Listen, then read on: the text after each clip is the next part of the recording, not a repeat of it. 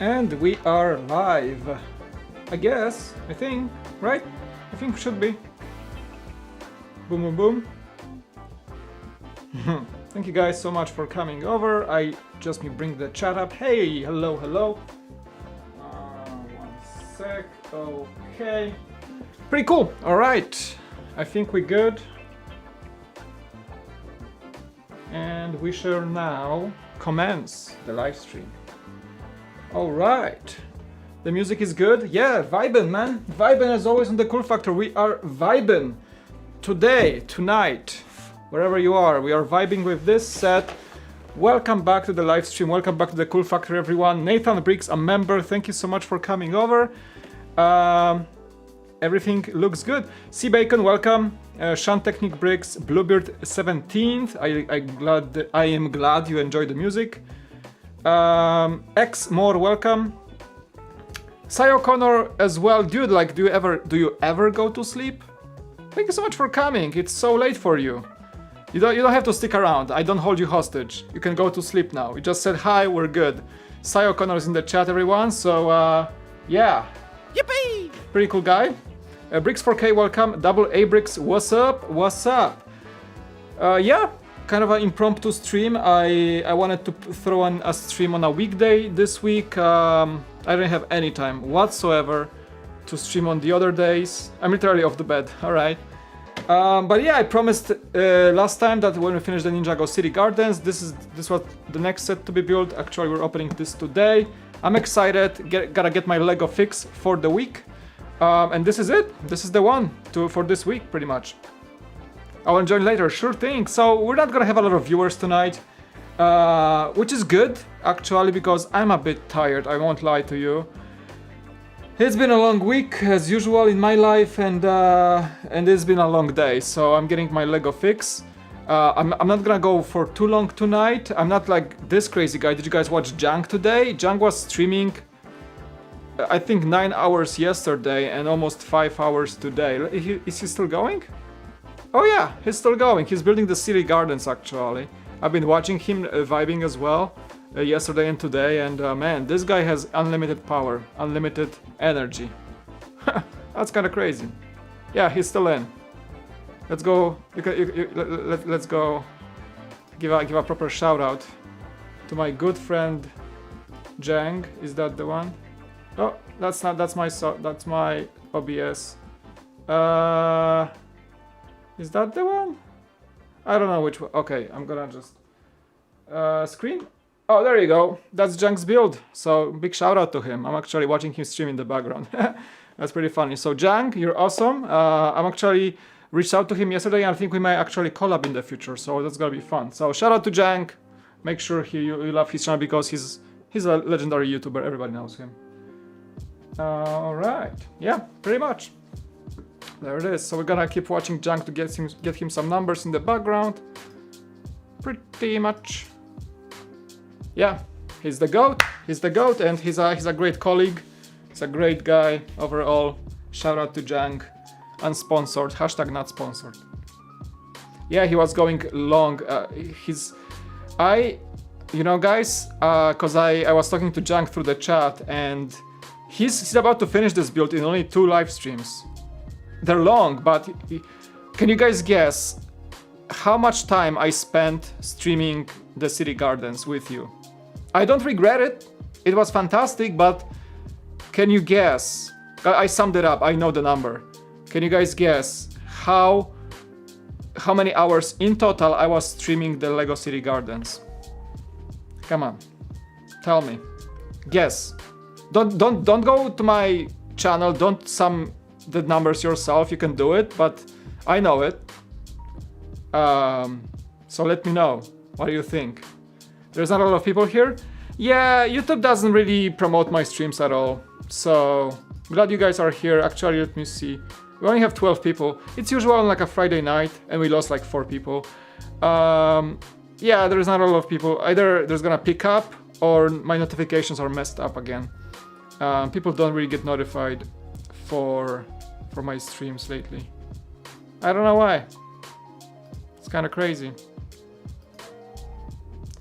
13 hours, 20 hours, 15 hours. 26.4 hours. I'm not joking. I've been building Ninjago City Gardens for 26.4 hours, summarizing all the streams. Of course, not everything was building because I talk a lot, but it was 26.4 hours. We spent over a day in streaming. In total, like over 8 streams. Yeah. Yeah, I know. Brickheart, welcome. Thanks for coming over, I appreciate it. Welcome Brickheart, our member. Big shout out to you. Woo! Woo! Yeah. Right, guys, let's open it. Let's have some stuff, some chatting. I wanna vibe into this set. I really wanna see what's up with that. This is my first Chinese New Year set, actually. I do not really... I did not think about collecting these. I think Brickheart in the chat, actually, I think he posted on my Discord that he has a beautiful... Can I show it, Brickheart? Can I think I can show it from my... Like the thing you posted. That was pretty cool. Where is it? Oh, there it is. So it's can I show this picture? Yeah, I probably can.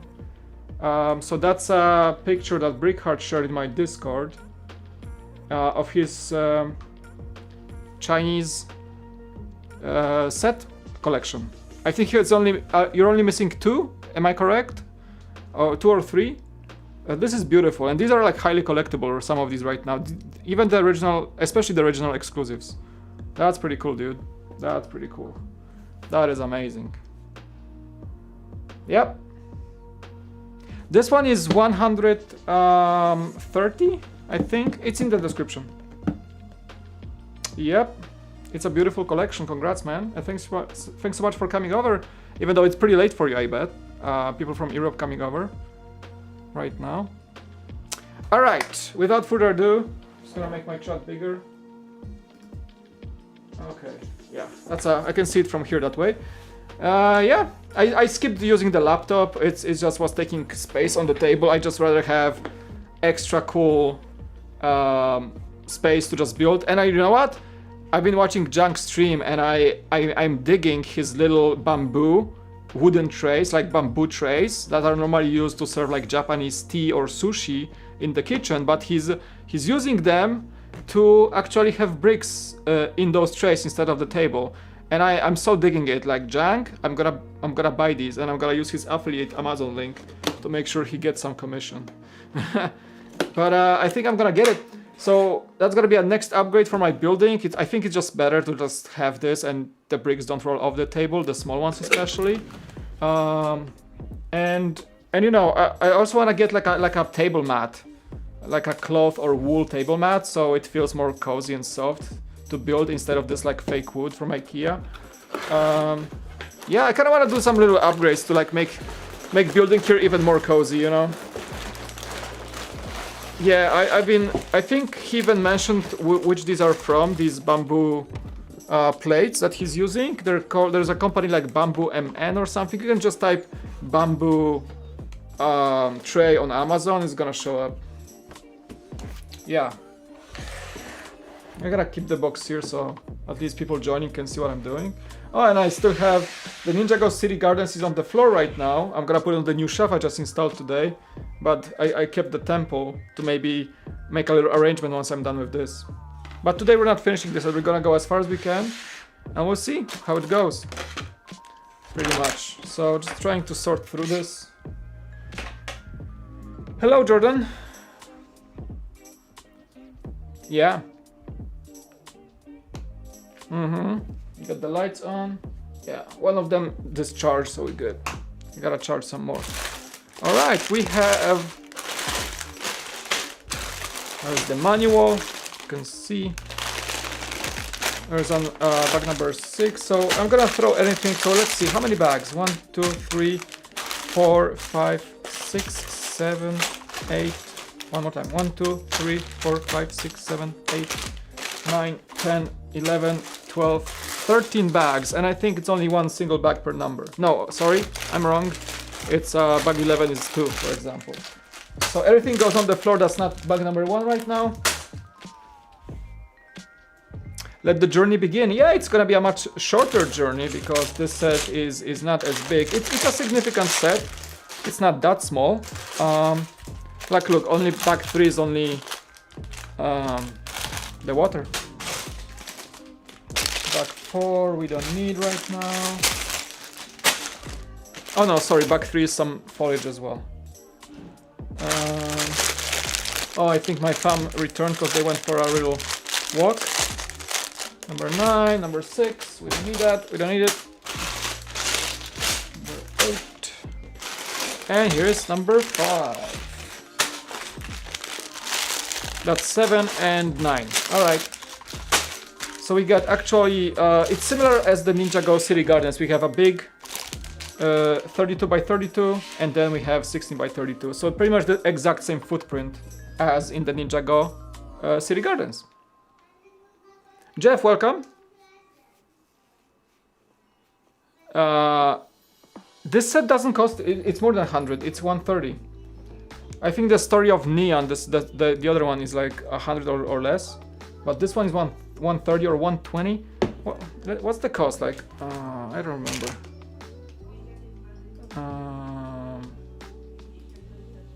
Let's see. It was. Oh, I didn't put the price in the description. I'm sorry.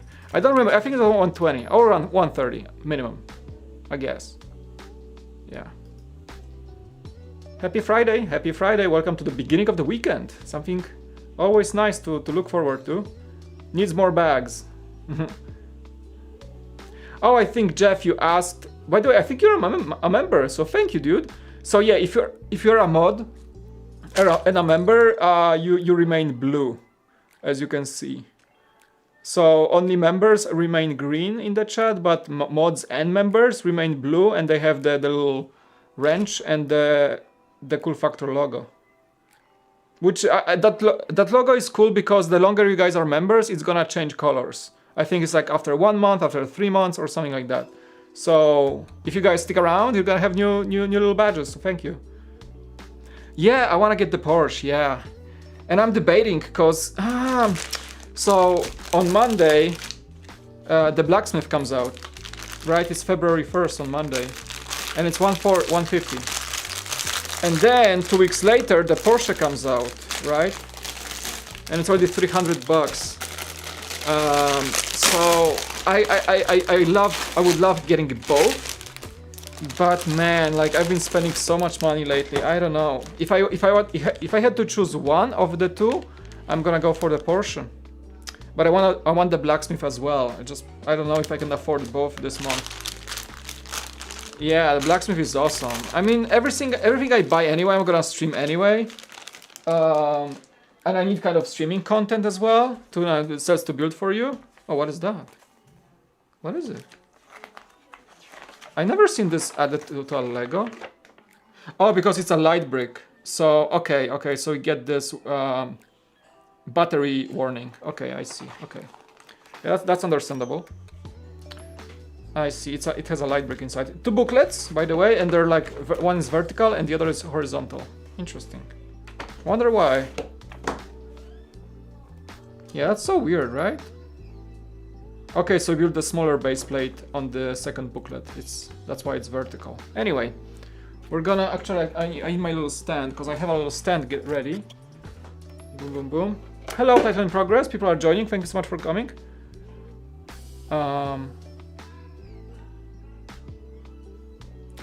Actually, the price for the set you get does not disappoint. Okay.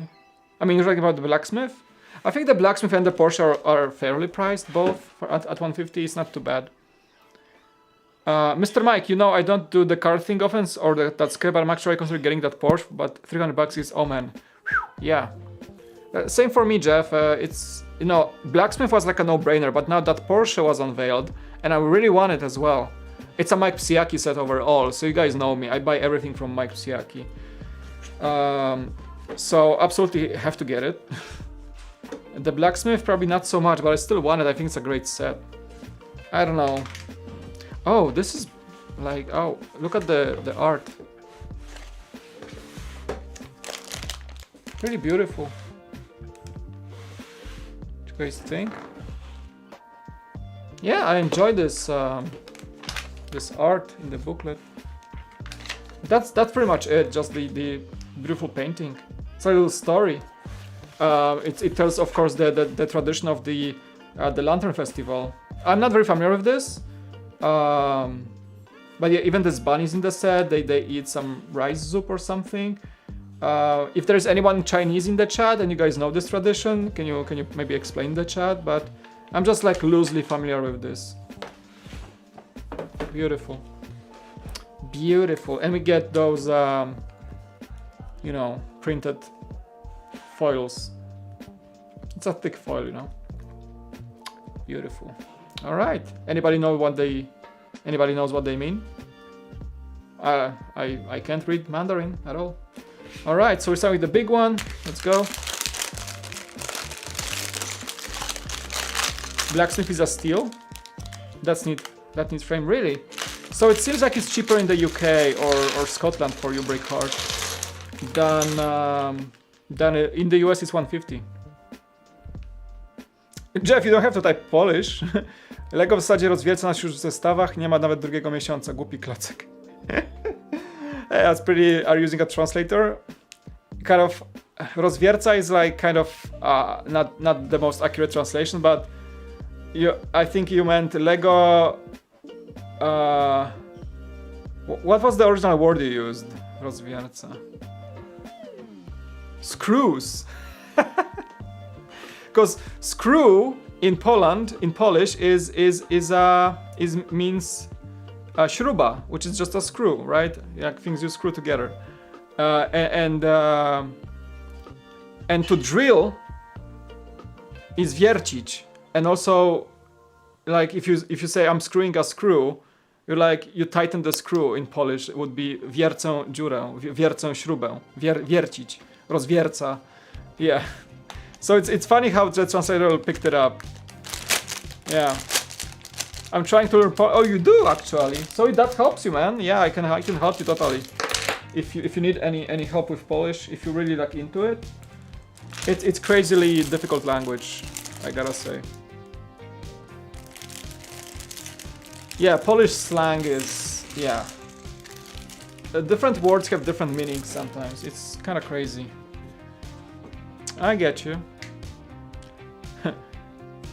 Yeah, Lego is really making us suffer with. I mean, it's like crying. It's like tears of joy, but also tears of pain, because there are so many good sets and some little money in the wallet.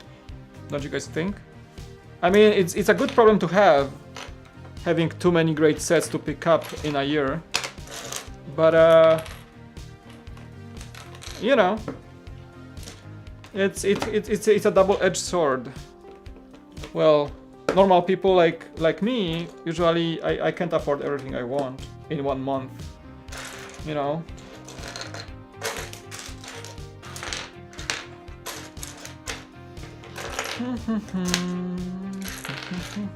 Get the minifigure, the first mini. I think it's yeah, just like a guy in the park. He has this like barfing expression, but it's like he's actually eating. Write it fluently. It's easier to write Polish than speak it, I guess. But also grammar is very complex. So it requires a lot of learning to get the writing portion right, even so.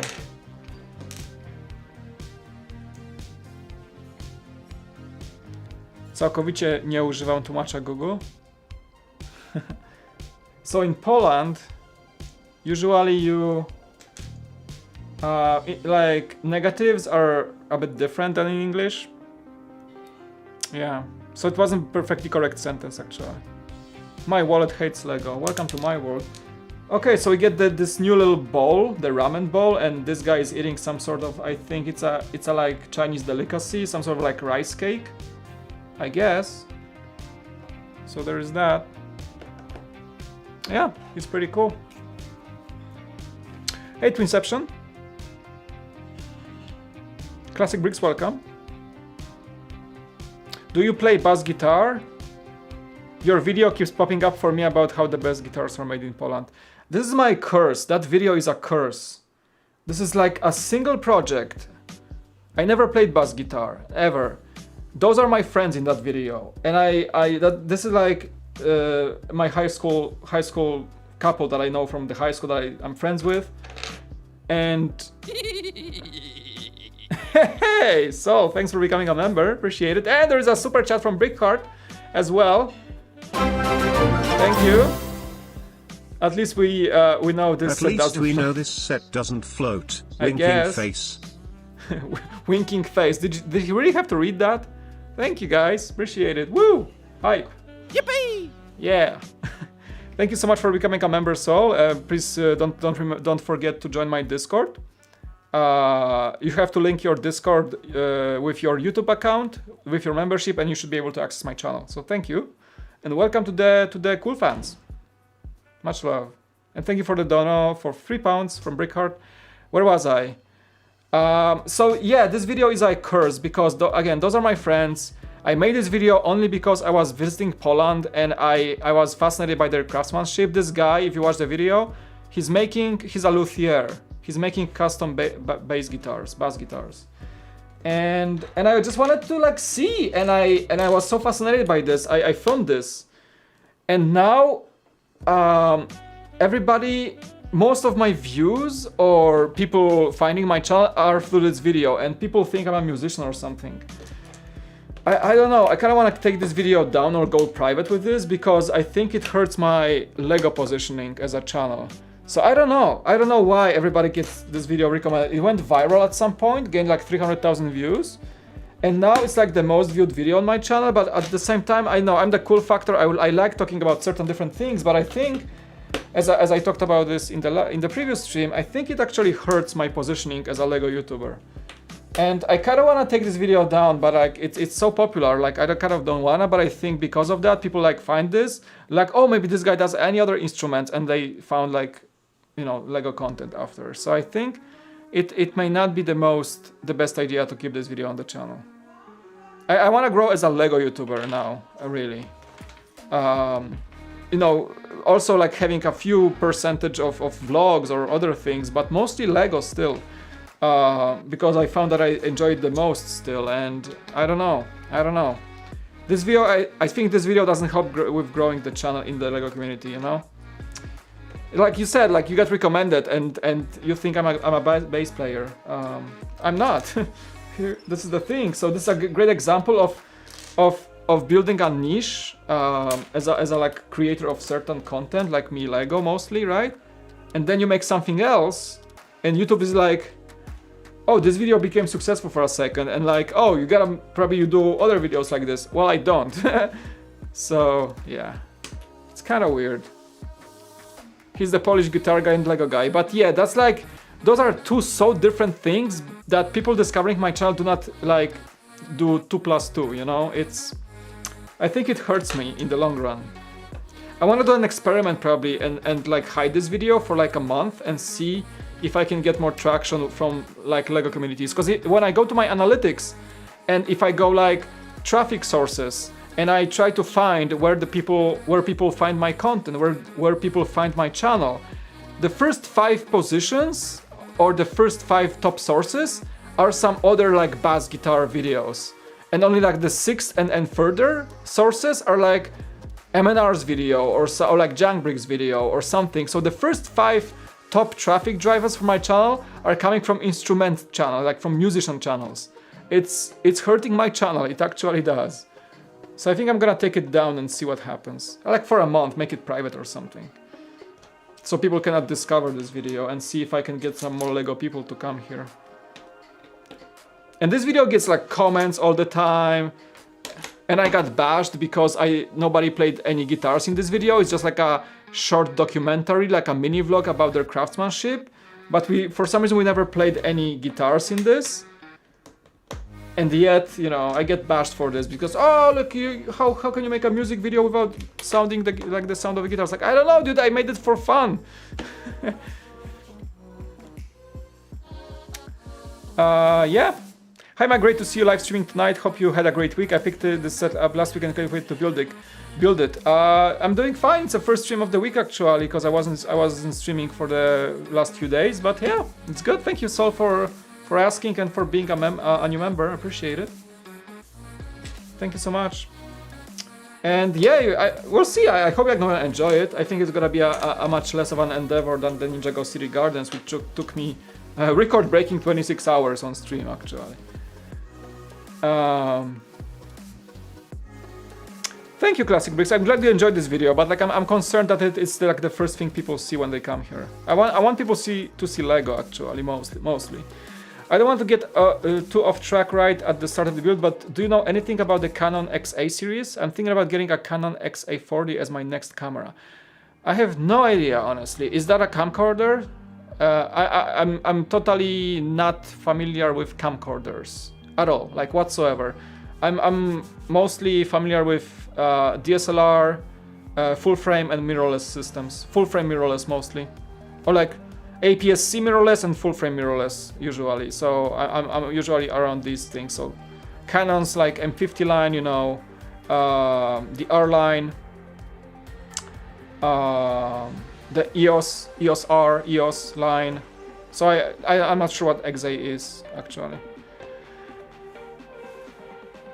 It's hilarious every time. I know, like I like talking about it. It's yeah, I have to explain it sometimes because yeah. And I know you, Jeff, are probably bored with this because you watch a lot of my stuff and you know that I talk about it a lot. But yeah, I like to talk about it. I don't know what to do with it, honestly. And I hope some of you will help me. Like somebody will come to the chat and say like, "Hi, I'm a super YouTube expert. You should actually do this," or like, I don't know, do something with this video so that more people on the Lego side will actually find your content. Maybe I need somebody like being a super expert to come and say this to me.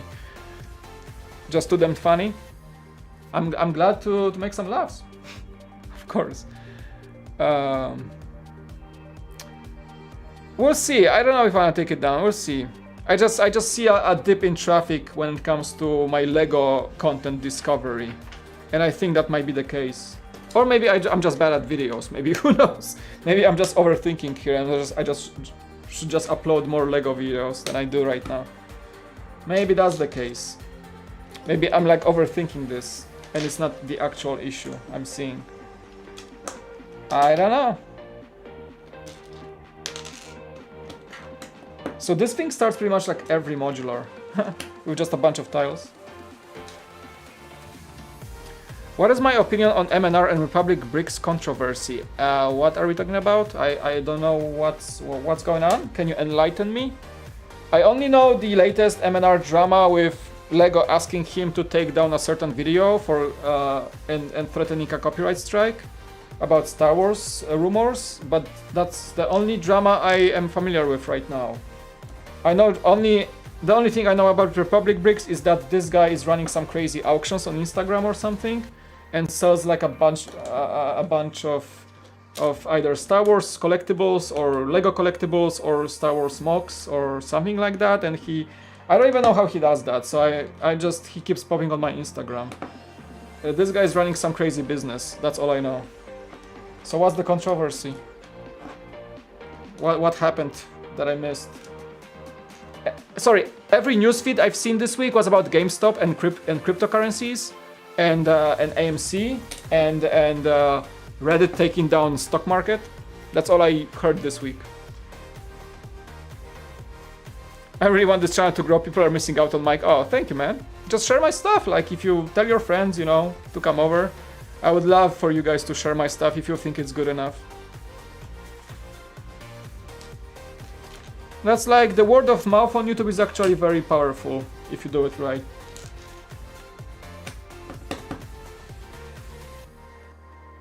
It's a newish camcorder setup. Okay. So I'm not familiar with this. I only work with camcorders back in BrickVault because we actually used camcorders. I think we used the Sony or Panasonic's MF series or VF series. I don't remember. But that's the only time I used camcorders. Ever since Cool Factor, my first camera was a mirrorless Lumix, and it's still with him. The second cam, this one you see, is the first camera I ever got. And ever since, I never looked back to buy any camcorders. I just like mirrorless systems with like interchangeable lenses and everything. So I know camcorders can be pretty good, but I just don't use them. And Beyond the Brick also has camcorders, and I used some of these from them. I think they're using the also the Sony series.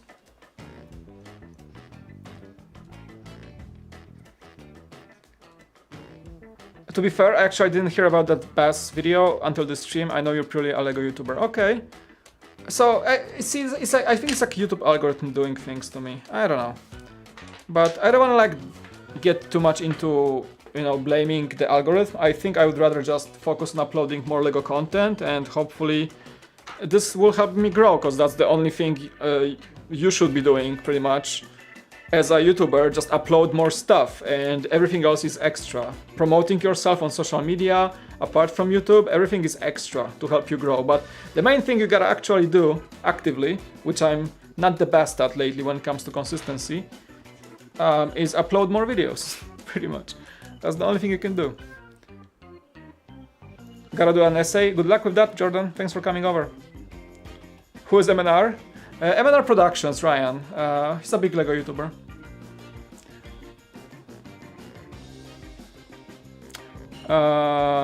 Republic Bricks is a Lego auctioneer. He bans people really easily. There is more, but I don't quite remember. He's a bunch of videos on him. There's a bunch of videos on him.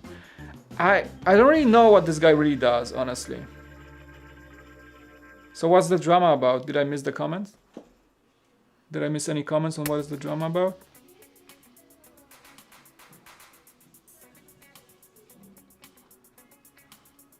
But what is the drama between MNR and Republic Bricks? I know they're collabing because MNR I think was buying sets from him or something and was promoting him, but I don't know anything else.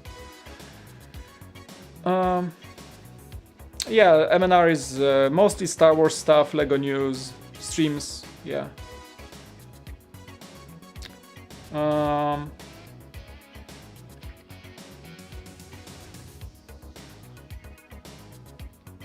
Yeah, I don't know, like sometimes a lot of people come to my streams, sometimes they don't. I know it has to do with YouTube notifications, because it's kind of, you know, interesting to see that I have almost 7,000 subscribers, and people keep telling me like, oh, I didn't know you were streaming, I didn't get any notification. I think the only way to do it is to ring that bell. But I know like a lot of people are ringing bells on different channels, so I don't even know if that works or not. I don't know how it works. YouTube has its own weird ways of notifying people about new uploads. Sometimes I see, I come up with a video, and I know that people that kind of regularly watch me, they comment like, I kid you not, like 5 days later on this video, like, oh, it just popped up my feed. Like, I didn't know you uploaded, and like, that's weird. Like, I know you're watching most of my stuff, like, why do you get notified just 5 days later that I uploaded 5 days ago? It's a lot of people have the same problem with, especially smaller channels on YouTube. It's like, I think once you grow more and you pass that, like, I don't know, 100,000 subscribers, it works better, I guess. I don't know. Like, small channels are kind of suppressed on YouTube, in my opinion, unless they upload a lot, like a lot, and they have very good quality content at the same time, you know. So I think the notification system is maybe not fundamentally broken, but it has a lot to be desired. I think, like, even the channels I'm subscribed to and I enjoy regular content from them, sometimes I forget they exist, even for like, you know, random reasons, and then I look them up and they have like 3 new videos I didn't even see they uploaded after like a week. I was like, what? Why did I miss that?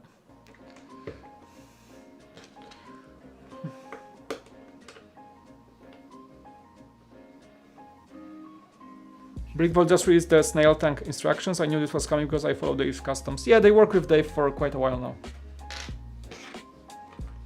Yep. They worked with Dave back even when I was there too. Wow, we have a super chat. Thank you, I dropped a brick from all the excitement. You are amazing. Thank you for the super sticker. Hey, dude. This one is for you. You are amazing. Am I really? Thank you. Thank you. Much. That's a air horn for. That's 500 Filipino pesos. Thank you, dude. I think it's a lot of money.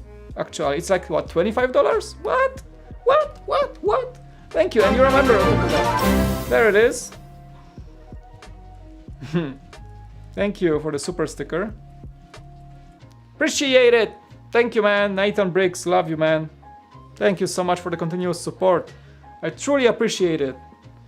Thank you. Dun dun dun. I get a video from channels that I'm not sub to, have zero clue what I'm getting those videos.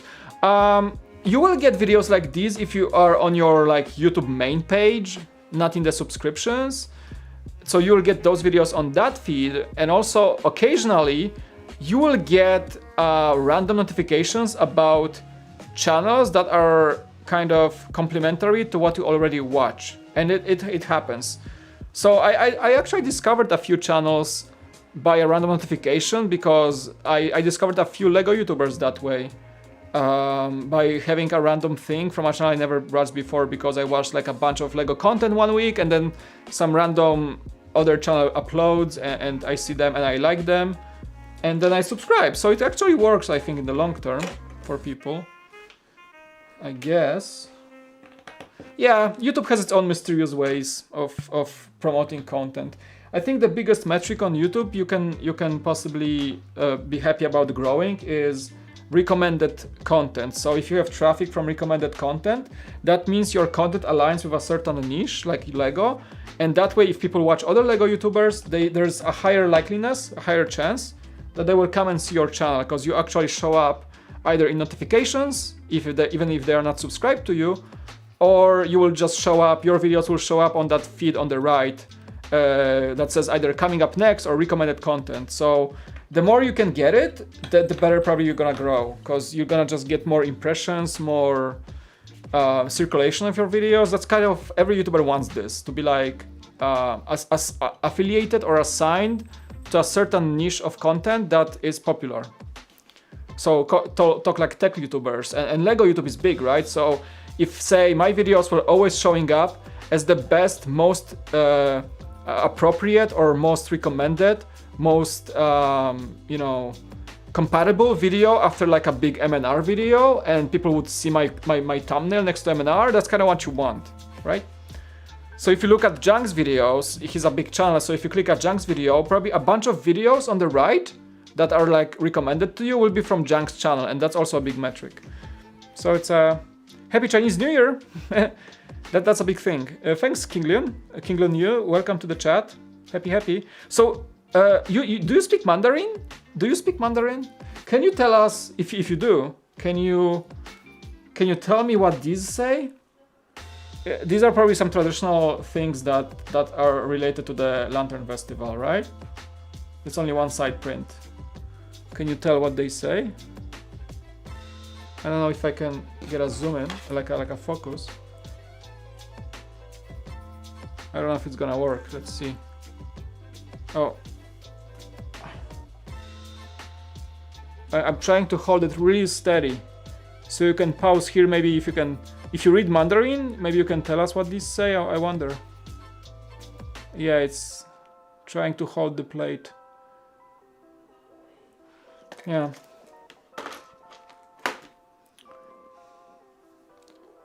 Mandarin, do you mean Marvel villain? I know, my accent is fantastic, I know. That's Mandarin, right, as a language? Or Cantonese? I don't even know, there are like several Chinese dialects, I guess.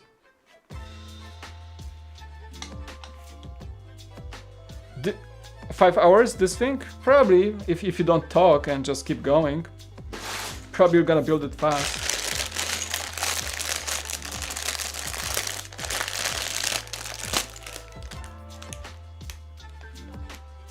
If anyone wants any fun infotainment pertaining to 80s toys and pop culture, check out Retro Blasting. Oh yeah, if you can recommend it, Jeff, that's probably some cool stuff. I know you're very much into retro toys. Pretty much, yeah.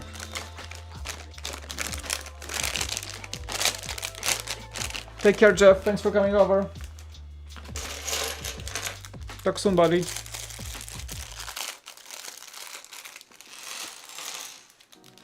Yeah, we're on bag number 2. So basically the base is laid. The base bricks are laid in. And we can now continue with bug number 2. The first minifigure, the lady. A smartphone. I would do anything to get 2013, 2014 Lego back for at least one day. Well, you know, those ideas votes, they don't go that far, but you know, if Lego has a success on this, maybe we can see some comebacks from later years as well. At some point, those years will be considered like nostalgic or old school, you know, as we go to the future. All right, the lady. Okay, boom, boom, boom. Back here. Perfect.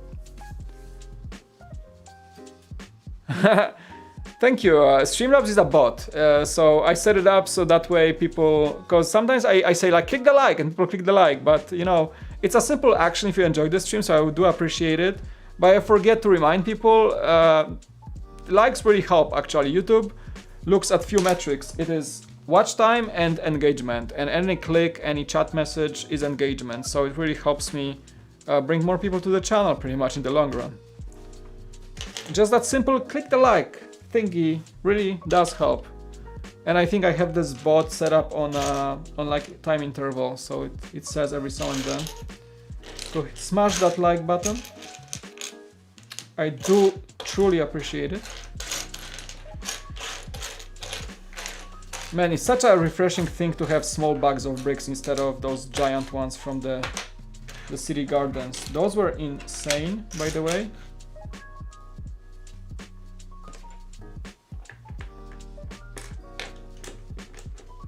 Hey, Red Brick Redemption, welcome.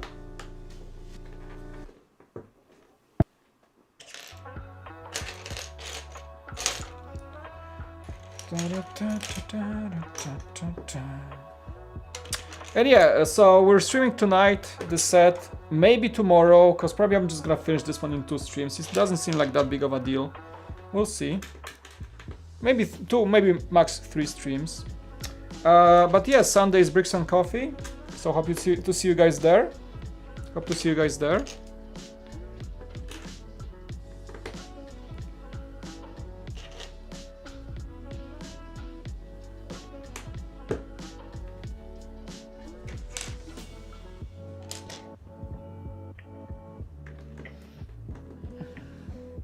What is the most nostalgic year for you?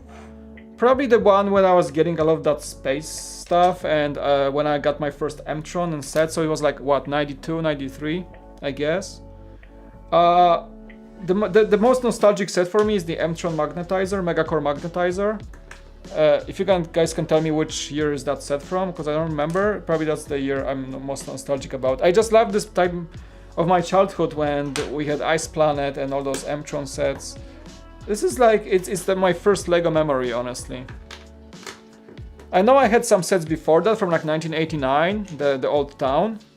But I remember these sets the most as like being so excited for them. That's as far as I remember it from my childhood, honestly. So that's why I want for these to like come back in some one shape or another. I would love to. Probably I'm not the only one. 1990? So I think I got this one like 1991, like a season after, I think. 1989 was solid, yeah, the Black Seas Barracuda.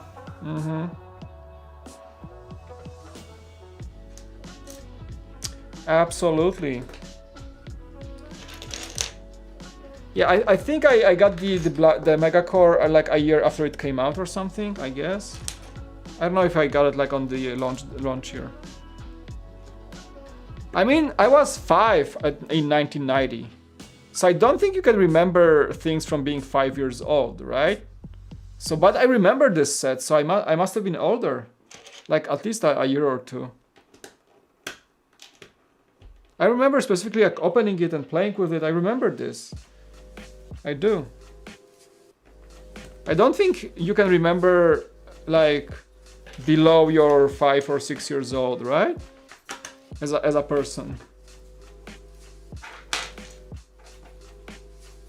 How far can your memory go? What is your guys' earliest memory with Lego?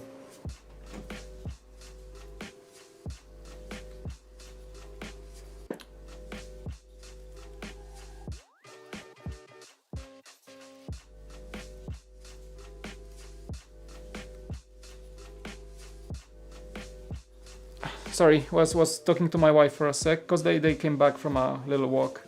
Just ask if everything's fine. Yeah, it's pretty cold in San Diego. It's been raining all day, so it only stopped raining in the evening. So my kids went for a walk with my wife. It's a rainy season in California. It's like the winter. Well, it's the only time it rains here.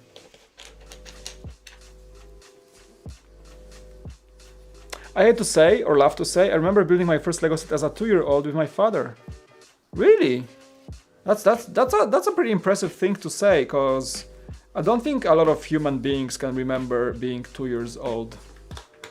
You know, my kids are, 8 years old and 4 years old, and the older one doesn't remember when she arrived to America, and we arrived here when she was 2 years old, like 2.5. And she doesn't remember when we began living in the US. She doesn't remember that, and she's 8 only. So no, she was growing here since she was 2 years old. She's more American now than she's Polish.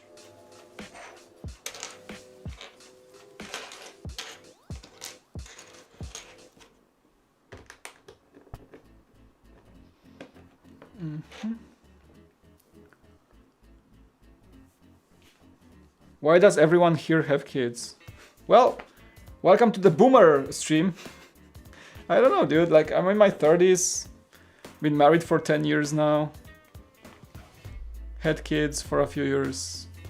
Still enjoy Lego, so it's a very... I think Lego will stay with me for much longer time. I don't know, I kind of settled in my life. Quite okay. But Lego is this thing that keeps a little child inside of me, which is an important thing to have. With all the stress coming from adulthood, all the responsibilities you have, everything you gotta do in your life to be successful, Lego is this one thing that can awaken a kid in you for a bit, every so and then. Just getting excited for some plastic bricks and the next Lego Porsche or whatever it is. You gotta have something to look forward to in life, and not only like 9 to 5, your mortgage, your whatever it is that you gotta do in your life as an adult. At least you get something to look forward to. For me, it's Lego a lot. What is life if you don't have anything to look forward to?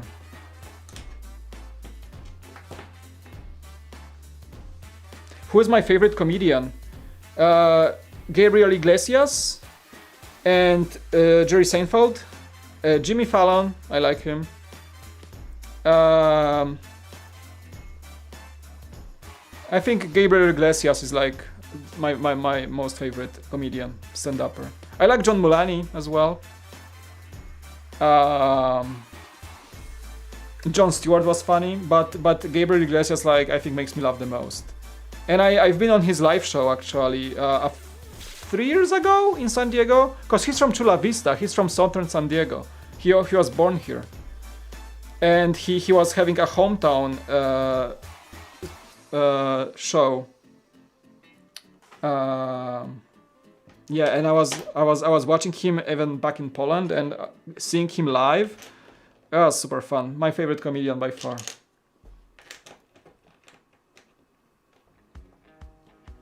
Great point. Yeah, I guess as an adult you kind of have to look back and see what makes you happy in life, on top of all the things that makes you happy, which is having a lovely wife and great kids and family and a place to live, which is the minimum, I guess. But yeah, Lego is one of those things that makes me happy in life. So if there was like a material point of living, I guess. Bill Connolly? I'm not very familiar with him. He's fun. I think I recognize few of his stand-ups, but not much, honestly. Jimmy Fallon was in Band of Brothers? He was? Really? Maybe, I don't know. In that HBO show? Really? Yeah, Gabriel Iglesias is super funny. He's even better on a live stage, honestly. He's cracking me up every time. Hey, good day, mate. Hope you're well, mate.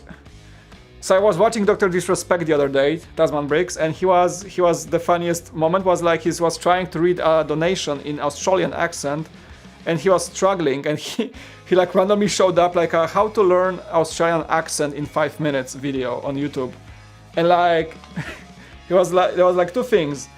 You gotta say I is like oi, like, we log the stream, and then he said you guys don't say G at the end of words like drinking or dancing. It's dancing, drinking, and everything is like. Well, there was one more. There was one more like trait of Australian accent that makes you sound like Australian every time. So, good day from Australia. Great to see you streaming. Oi. Thank you, mate. Hello, hello. I forgot which episode. Probably he had like a little kind of like a filling role or something. You need to watch some Billy Connolly on YouTube if you do not with us. You gotta ask. Hey, thank you for a super chat.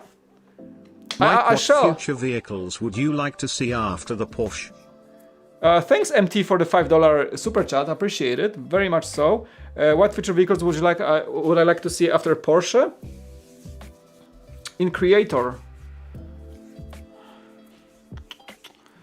You know, having a Ferrari would be awesome. We only had the F40 in Creator, but something newer like the LaFerrari or the Enzo or the Tributo like was in the Speed Champions, but the like LaFerrari or the 458 Italia would be amazing. But those have amazing angles. I would love to see something like super exotic, like a Koenigsegg, or you know, or I mean we got the Bugattis in Technic, but the Koenigsegg. Or what was this like? There was this car they said today. It's like this company that's like super exclusive to like supercars, and they made the fastest production car in the world today. Like it was announced. I don't know what its name is. Like a very like small company. But yeah, from the big players, I think I would love to see some like good Ferraris to come back to like bring back that F40 vibe. You know, but like a newer for like 458 Italia or the LaFerrari. Koenigsegg would be awesome. Or maybe I mean Lego has the McLaren license, so maybe the McLaren 720S or something newer. Pagani, Pagani Zonda or something along those lines. I've been sitting in a Pagani Zonda back in the day on a trade show. They had one in like, I think a GoPro booth. Man, these cars. I had like a media badge, so they let me in. Pagani Zonda. That's like a spaceship inside.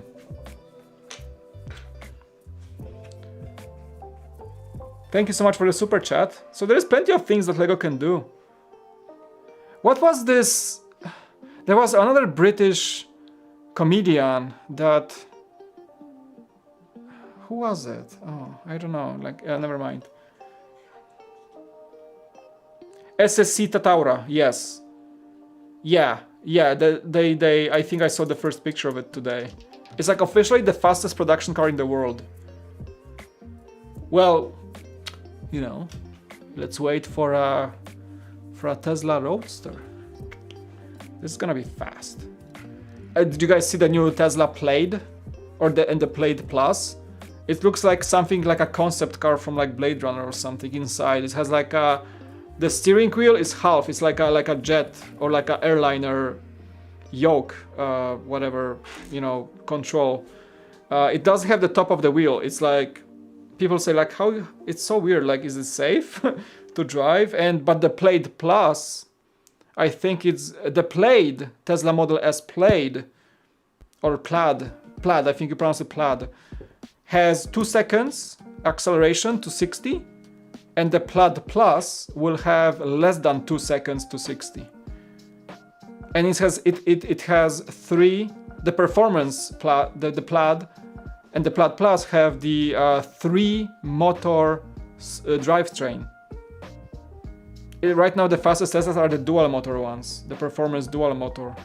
Man, that's kind of crazy. I want to see when they come out, and they're like shipping next month, or I think the Plaid. That's kind of cool, huh? The Roadster was postponed to 2022, I think. It was postponed a lot already, but power shower, go get it. Yeah, I love having a quick power shower like after a long day. It's so refreshing. It's not nice on that Tesla. I'm kind of like stoked by how it looks, but the longer I think about it, like, okay, I don't know, when I drive, guys, I go like this, right? Like when you like drive on a freeway or something, like you don't go like, you know, driving exam position. You don't go like this. You just go like this, right? Like I have like one wheel, like one hand here, like one like on the top of the wheel, right? You just go like this. So you can do it in that Tesla, and people say like, okay, so imagine companies already doing accessories for this wheel to come back to the circular form. So it's maybe too much. So you can't even hold it that way. You gotta hold it like this, or like, I don't know. And on top of that, it doesn't have a gear shifter.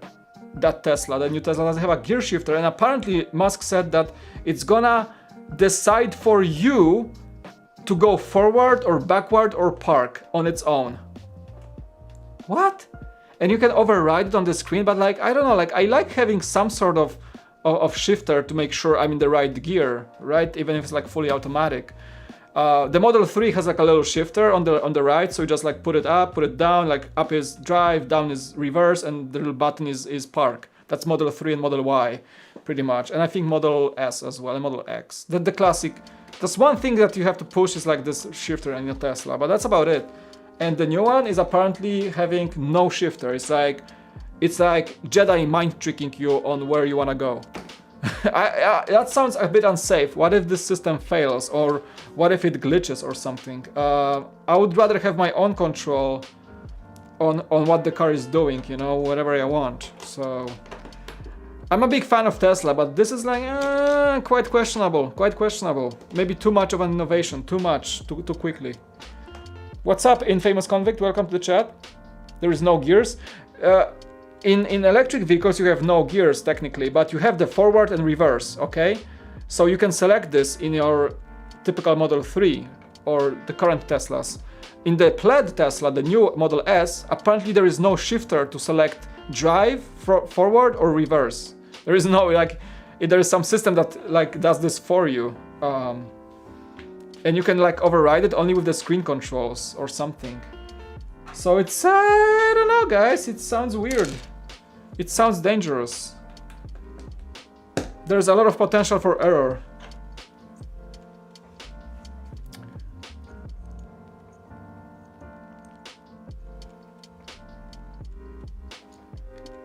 I have some awesome news. I'm working with Lego Masters Cory Sams every Friday, teaching kids. That's awesome, dude. Congrats, man.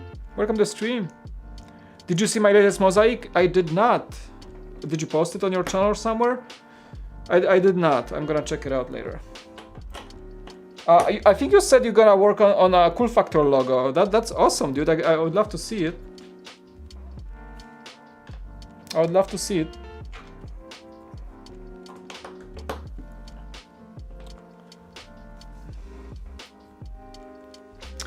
I would like them to add gears into creator expert cars, but I get why they can't. It's gonna be too much of... It's gonna get too technical. Technique is for gears and everything, and clutches, and...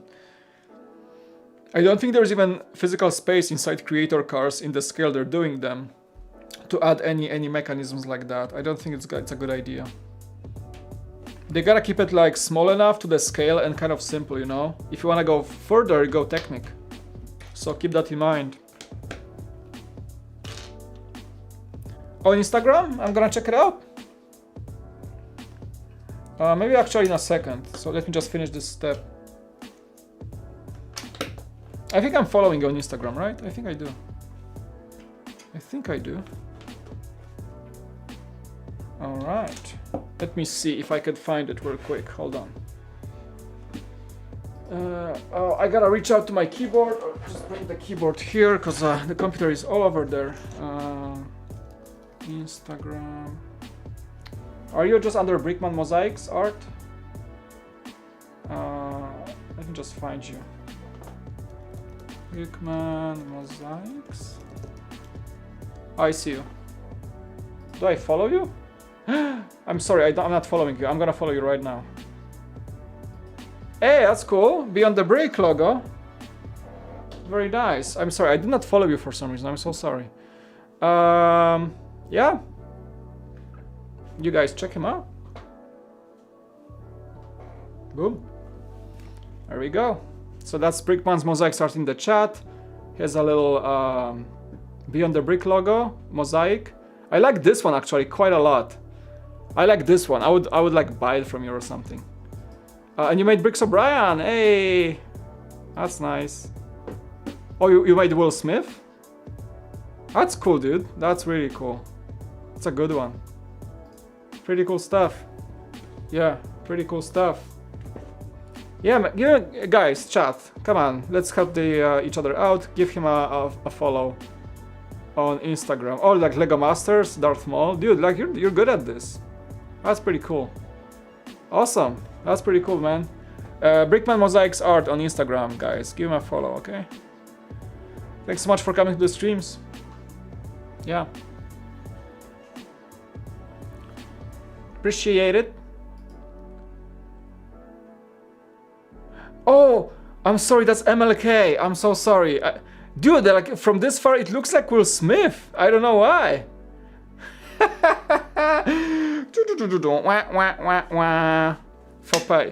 I should have known.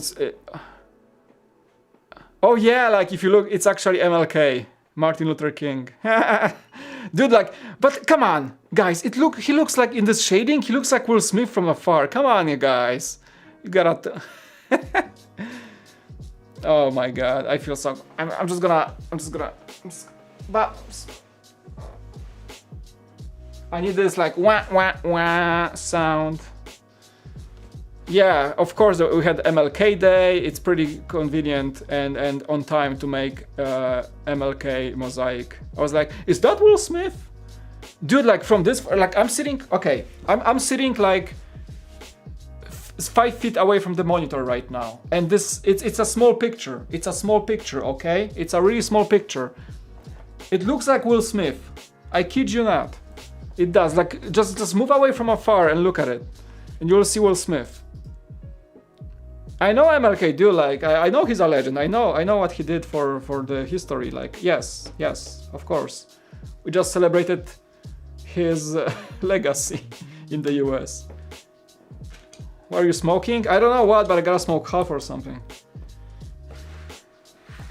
Whatever I'm on, I gotta take half. Or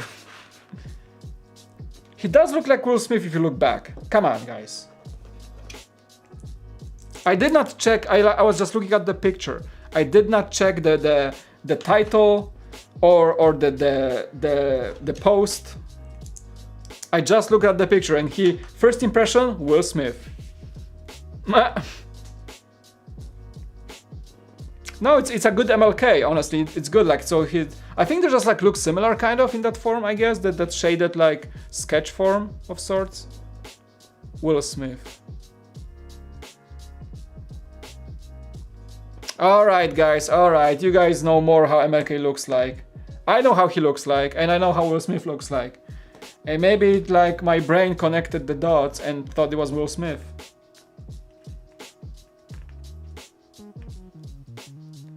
I had a dream and I am legend. See what I did there? The first one said by MLK, the second one said by Will Smith. In one of my favorite movies, one of my favorite sci-fi movies ever. I Am Legend. You guys remember that movie? I love this movie. I actually like Will Smith a lot. So for me, that's why my brain connected the dots in a completely weird way.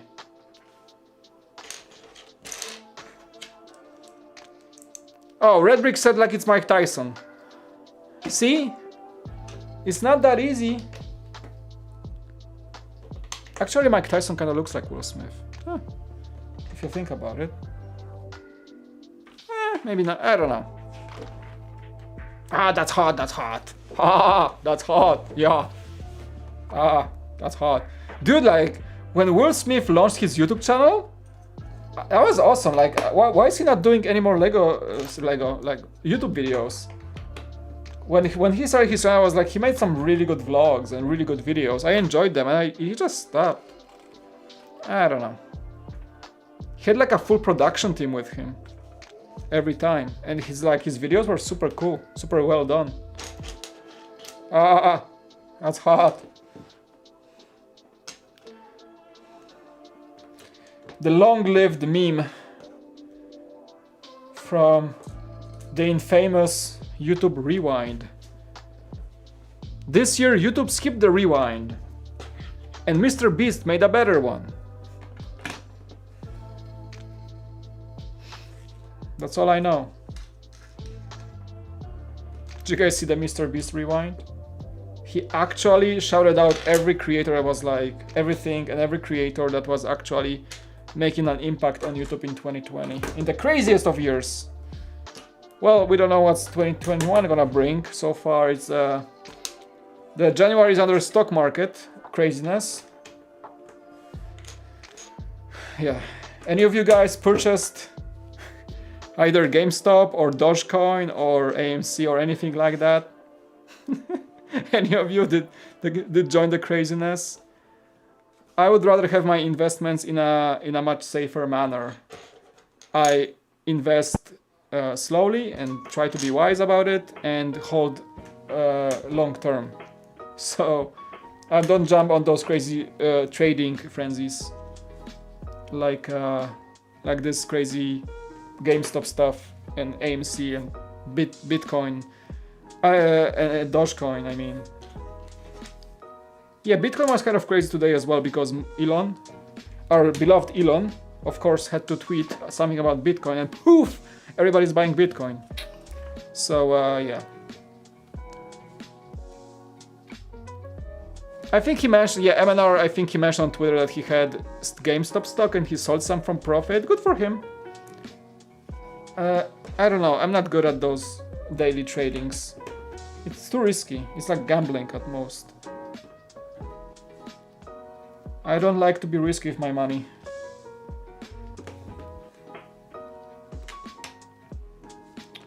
Kinda.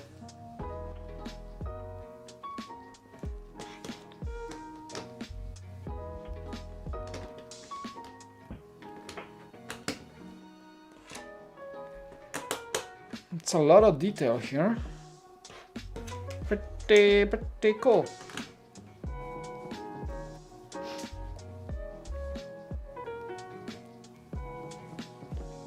Yeah, Will Smith had a YouTube channel he launched in like 2019, I think just before COVID. And he gained like, I don't know, 2 million followers, subscribers in like a month or something. And yeah, like check him out. I think he doesn't post anymore, but he had excellent vlogs, really cool. Like, he's like a chill guy. He's like a famous actor, but also he was a very good YouTuber for a while. Just like Jack Black, you know, Jablinski Games. Yeah, a bunch of actors launched their YouTube channels. One of my favorite one is Kevin James, and he's making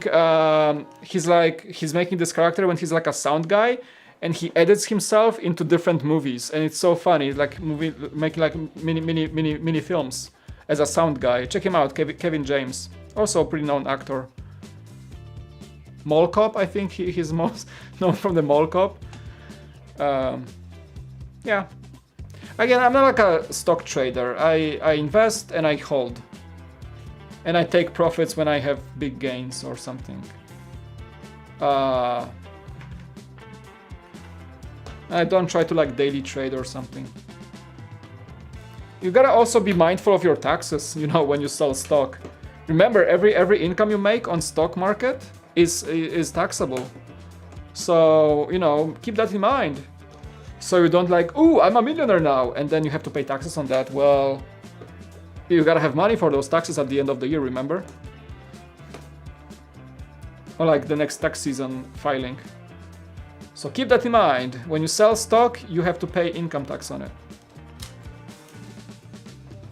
Because like, you know, all those like traders, like a lot of younger traders also like, YOLO, GameStop, hey, I made like $10,000 and they spend it all on like, I don't know, a new gaming PC or something. And then the tax season comes and they have to report that income and they have to pay 30% on it, which is like $3,000. And then what? Exactly, capital gains tax. When you hold, you don't pay tax on it. When you sell, you pay tax on it.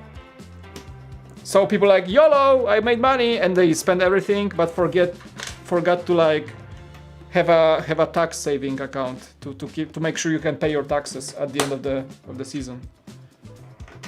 Or, you know, take some losses from your business to offset it or something. But yeah, it's not a financial advice channel, like it's just like the basic knowledge. Invest in Lego. I know, yeah.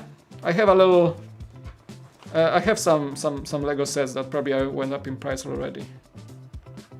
Holding.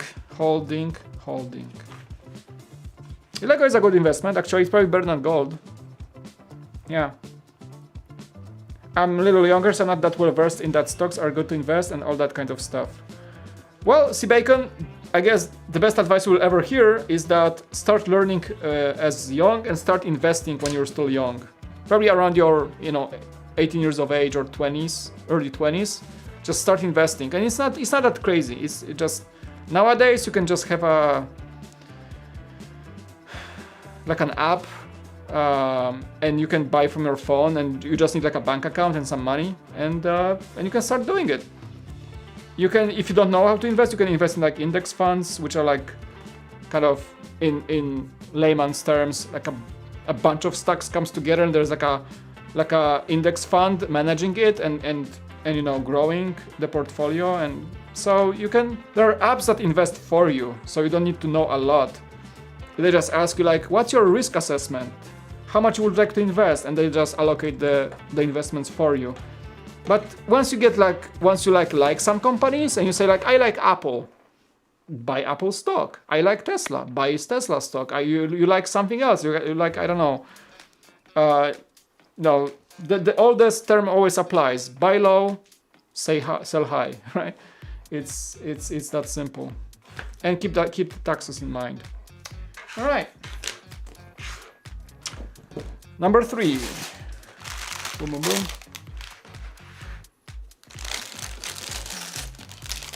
Yep. Watching your builds this in the stream allows me to keep my copies sealed. Oh, there you go. Big brains.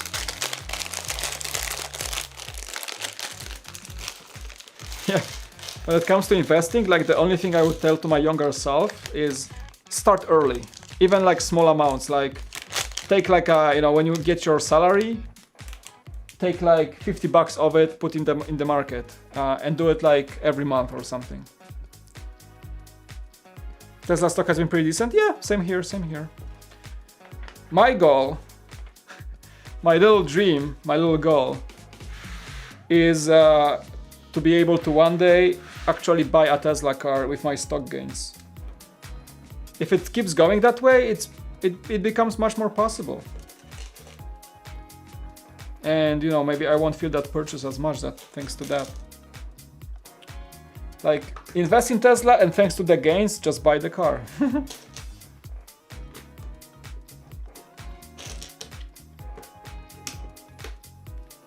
I think that's the only way I can buy a Tesla and probably afford it, in hopes for the stock to grow. I got a project due tonight and I'm still doing it. Well, keep going. Don't procrastinate.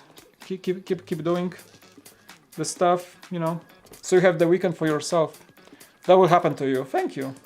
I don't have a lot of investment in Tesla. Honestly, it's not like I'm not like a crazy investor. Like, I just started investing into Tesla I think last year, a year ago or so. But yeah, it's been it's been steady and upwards. Just been adding the stock on the dips with some change from my salary. Keeping, not selling. So yeah, hopefully with that kind of strategy, I can hopefully maybe take the gains a year or two from now and buy the car.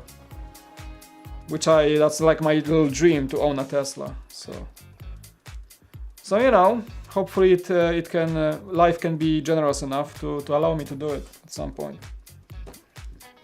So, and I can actually afford it. Yeah, it's good to have all those like investing apps because it's so easy to get into it. I thought it was more difficult, but it's actually so easy nowadays. You don't need like a brokerage account. You don't need like a real life broker. You can do it all online. So yeah, small games, like small traders like me. What they are calling people like us, retail investors. People just buying stock through online brokerage. Yeah. Small stock, big gains, hopefully. You know, with where Tesla is going, I think there's so much more to come. I'm glad to be able to support this company, actually. Ooh, so this is the set that has the printed koi fish. Yeah, we have those, see guys? The little prints. That's pretty awesome. Yeah, they look great, actually. Let me just, I think those are the same. We have like a green one. Yeah, there are a few. I can put them on this plate. I can show it to you. Let's see. There are two versions, a green and white koi, or like a golden and white kind of. Yeah, I'm just gonna put them here randomly. So I'm gonna separate them from the pack.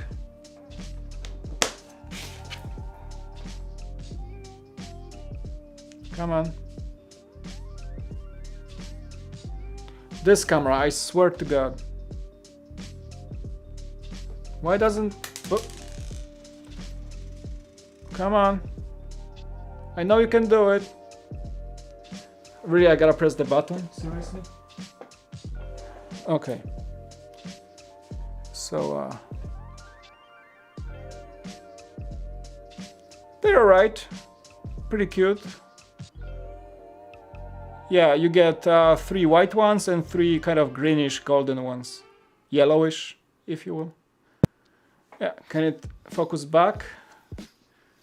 Oh, well, I guess my next purchase is a camera with a better autofocus. That's for sure. Yeah, I want like a Sony camera. They have like great autofocus.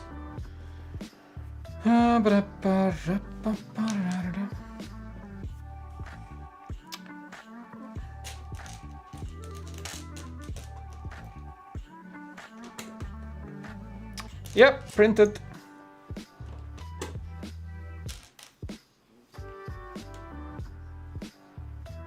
I wonder if Jang is still going. Is he still going?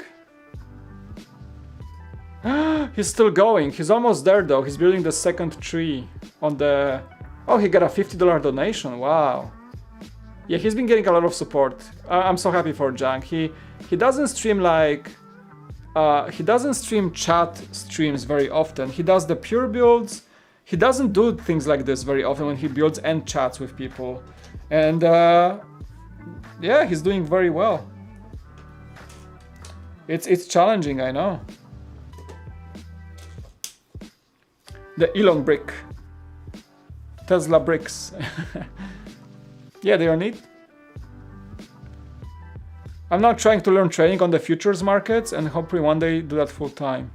Yeah, futures for me is like black magic. I don't know how it works. Like you buy options and futures. Yeah, it's like a higher, it's a bit of a higher game. You have to become like a bit of a broker to do it.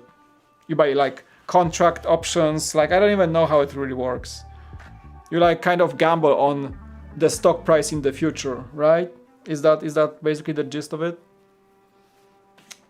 Yeah, I don't know. I'm not much of a risk taker a lot of the times when it comes to financials, so I don't know.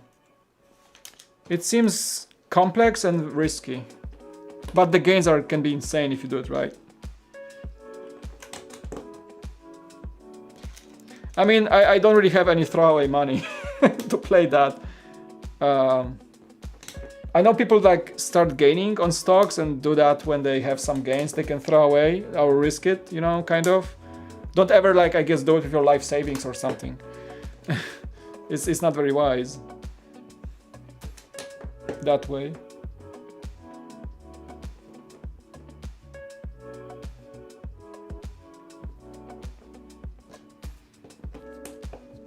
Hello, Luke VJ.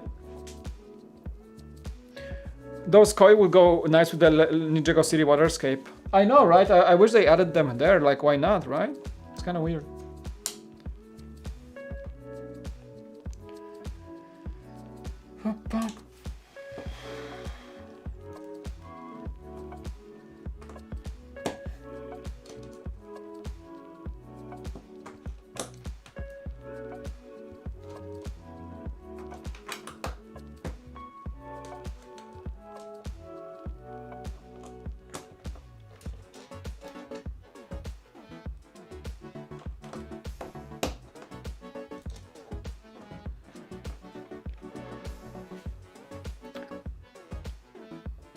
Basically, but there are a lot of rules to follow so you don't lose out.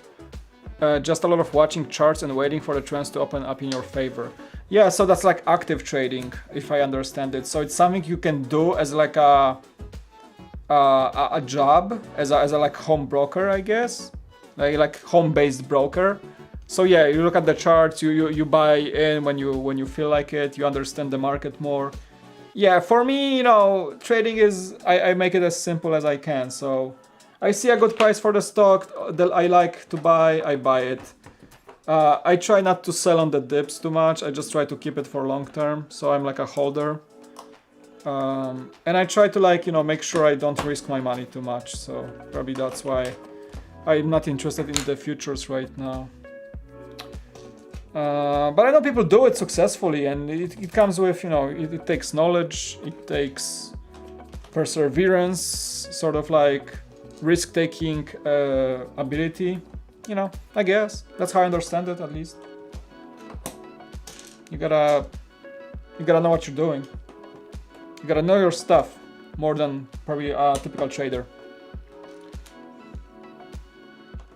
And then maybe you can call yourself an investor, right? Like, I'm an investor. I bought 5 stocks on Robinhood. I'm an investor. Ha ha ha. Well, no, you're not. Not really.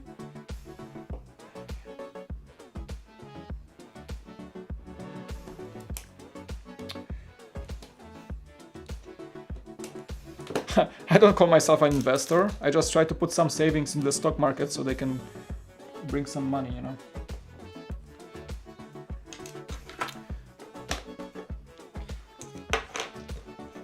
Hey Rory, welcome to the chat.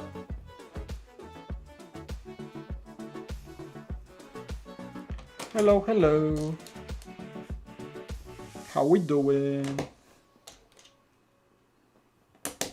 That's a lot of tiles. That's a lot of tiles. That is quite a lot of tiles. And one more tile for you, and one more tile for me. Oh boy. Okay. That's actually fun to put all these together. Like, just making sure I don't make any mistakes with.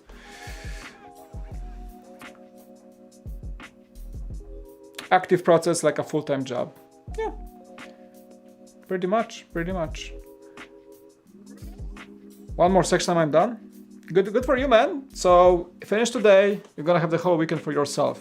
I love having no work on the weekend. I love having this feeling that I finished everything on Friday, we good.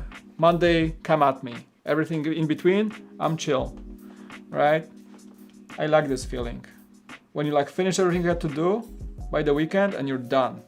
You can just chill out. It doesn't happen a lot to me because there's always something to do, but you know, whenever, as rarely as it comes, this feeling, when I actually get everything done on time, it's a great feeling. It's a great feeling. All right, I think we got it right. That's a lot of, there's no gaps in here. Okay, perfect. Boom, boom, boom. I think we got it. Yes. All right.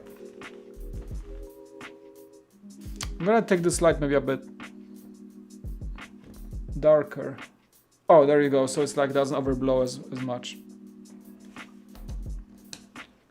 21. Well, that's a lot of water, but it's a park overall, so that's to be expected.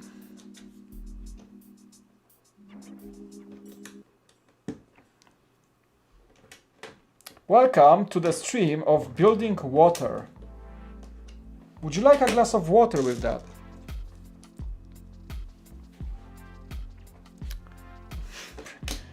That's what we're doing tonight.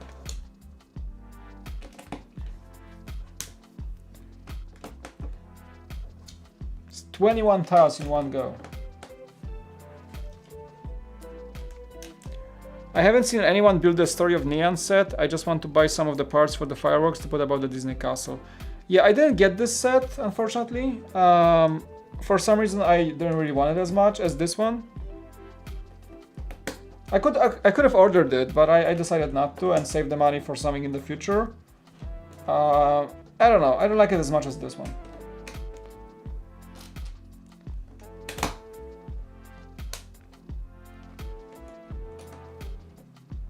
Okay.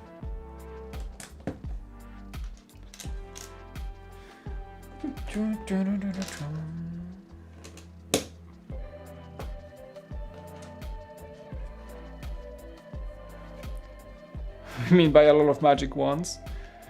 Thanks for the follow, Mike. I really appreciate it. I ran out of orange pieces for your logo, so it's okay if I use some orange and some red. If you wanna, yeah, go for it. I know, like, I use a lot of orange in my logo, and it's not the easiest color to get around in Lego. I get it. Funny enough, I was thinking about building my own Lego logo as well. Lego logo. Cool Factor logo. But yeah, orange is an issue to get in larger quantities for a mosaic. So thank you so much for doing that, actually. Like, I want to see how it turns out. Let's find out.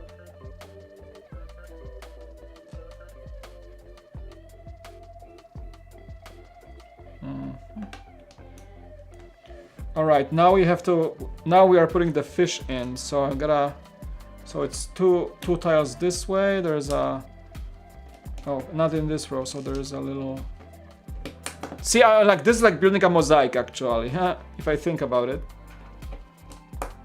It's just tiles, actual two by twos, not 1 by 1s, but still.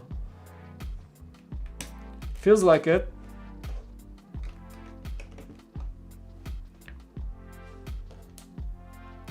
I think I'm gonna get one or two of those Lego mosaics. Maybe a Mickey Mouse or Iron Man, but because I hang a new shelf today, and there is just enough space below it for mosaics, and they would fit just fine, I think. All right, the first koi fish. There we go.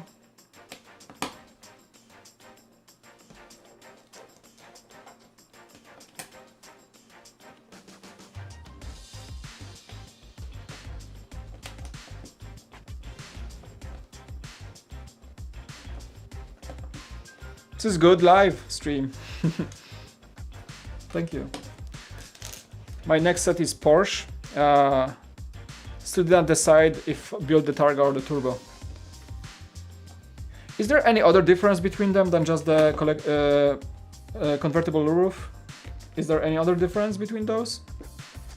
Like, I want to have the I think it's not that. I think it's just the roof, and you can take off the roof and hide it in the front hood, and you have the Targa, right? And you put it back, and you have the Turbo, right? Is there any other difference? Enlighten me. I don't know. I'm not very familiar with the Porsche history. If the Targa and the Turbo are that different, are they?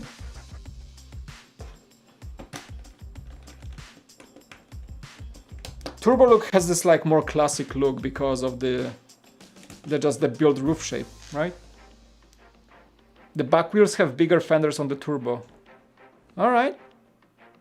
Anything else? Is there like that would differentiate these different Porsche versions? Can you guys explain to me why do Americans say Porsche? Why do they say Porsche? Germans would say Porsche. In Poland you would say Porsche. Americans Porsche. Porsche. It sounds so weird. It's not the way the Germans pronounce it. It's a German car after all. Porsche. Why? Why it's a Porsche? I could never understand it.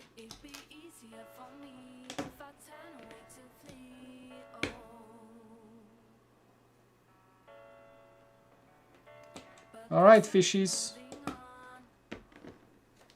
Come on.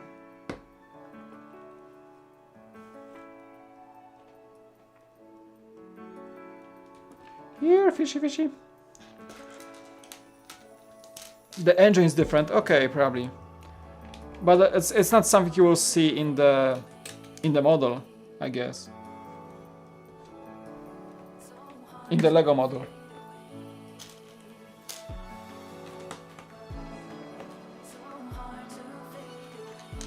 The UK say the same as the Germans? So once again, America is being weird with their, you know, numbers and Fahrenheit, feet, miles, and Porsche. I know, I've been living here for 6 years and I still don't get it. Why? Just why they don't want to get the actual meters everywhere and the Celsius degrees. Like, it's so easy with metric. It's just so much easier. Why, America? Why? What's the point? Pride? I don't know. It just makes things more difficult. I've been living here 6 years and I still do not use Fahrenheit.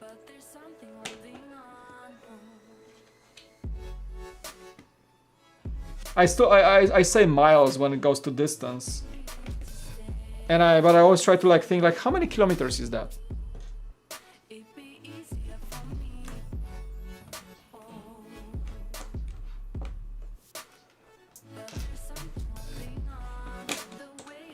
Canada uses metric. Yeah, I think Canada is a bit more normal country than here. Actually. And it shows.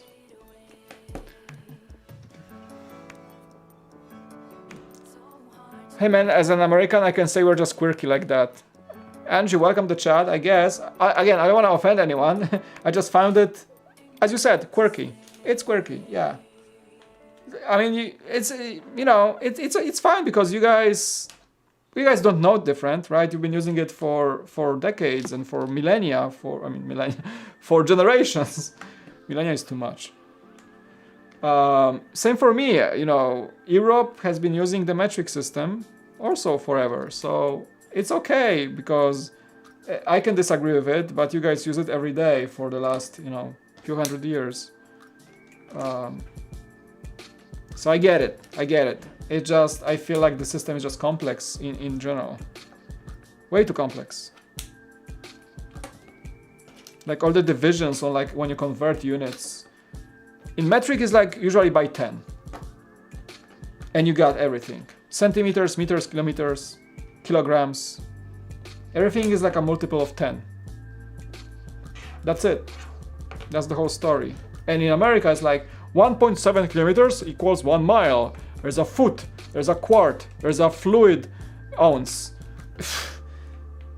Liters are also by tens and milliliters are by tens. I still don't know how much is a gallon in liters. I keep forgetting.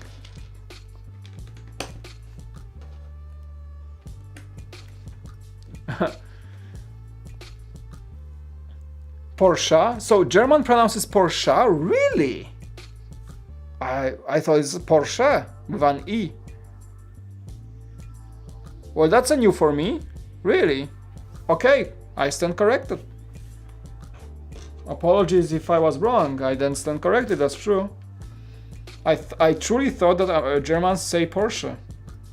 So I guess in Poland we pronounce it wrong, saying Porsche.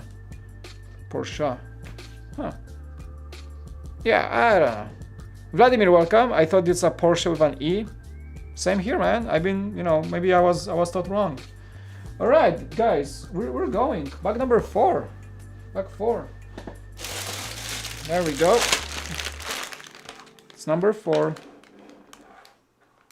Porsche. That still sounds better than Porsche. Brickheart. 1 US liquid gallon, 3.785 liters. See, so that's the problem.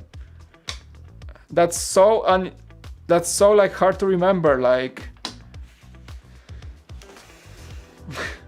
see, yeah, that's what I'm saying. Exactly what I'm saying.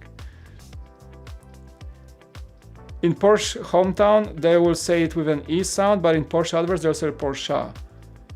So everybody doesn't know how to do it at this point, I guess. It's like all over the place. Yeah, we have Porsche, Porsche, Porsche. Nobody knows at this point. Nobody knows which one is correct. Whichever sticks. I just don't like the Porsche. As a Porsche fanboy, I'm not even getting that set just because the blacksmith looks so good. Wow. So you're a Porsche fan and you don't get the blacksmith. The cool factor official pronunciation is Porsche or Porsche. I'm not saying Porsche, okay? I hope you guys are fine with that. It's just easier for me.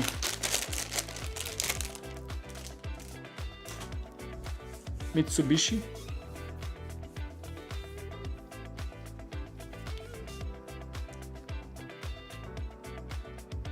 Metric, it sure does make sense, but at least with Fahrenheit, it's a temperature scale based on a human fuel relative to percentage. Celsius is a temperature scale based on water. Yeah.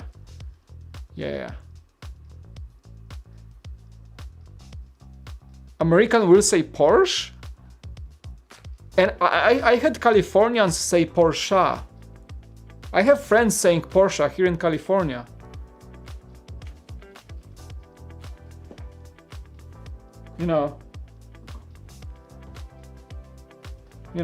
It's oh, this is the wrong one, not this one. It's my face, man. I don't know. It's so weird.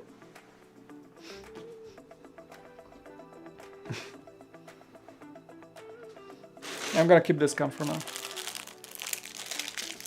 People have trouble pronouncing Jeep. So it's a Jeep. How do people say it? Jet? Jeep? Just Jeep, I guess. Just Jeep. Okay, we have the cool. Wait, what did I open to? I opened 4, right?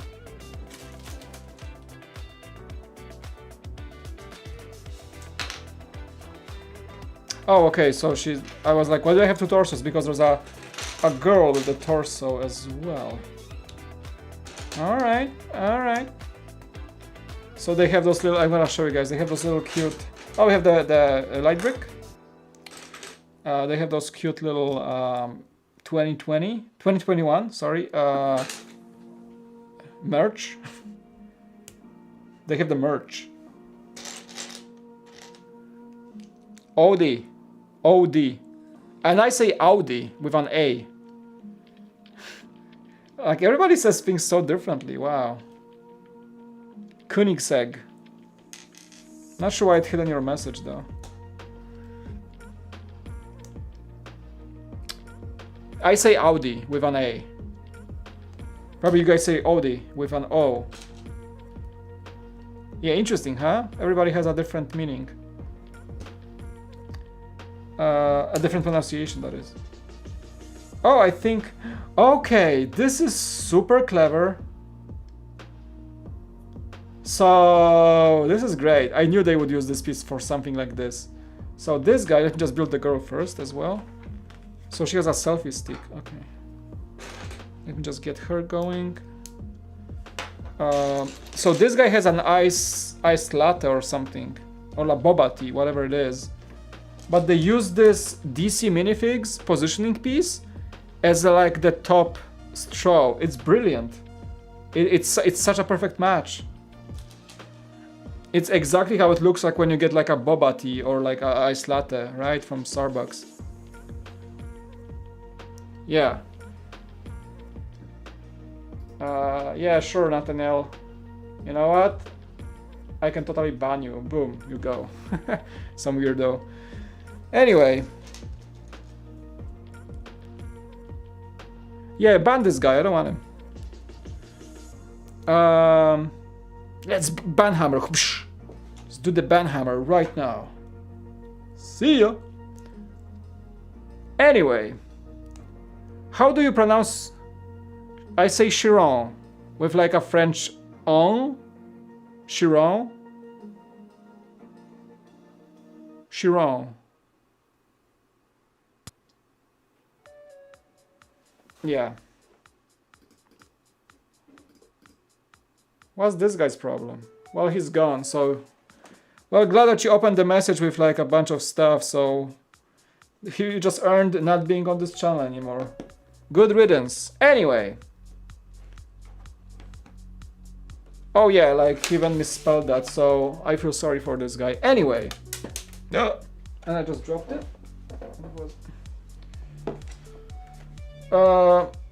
So we have zero tolerance policy for trash talking in the chat, by the way. So let's let that be a lesson. All right. So you know, any other trolls out there? Cool. Anyhow,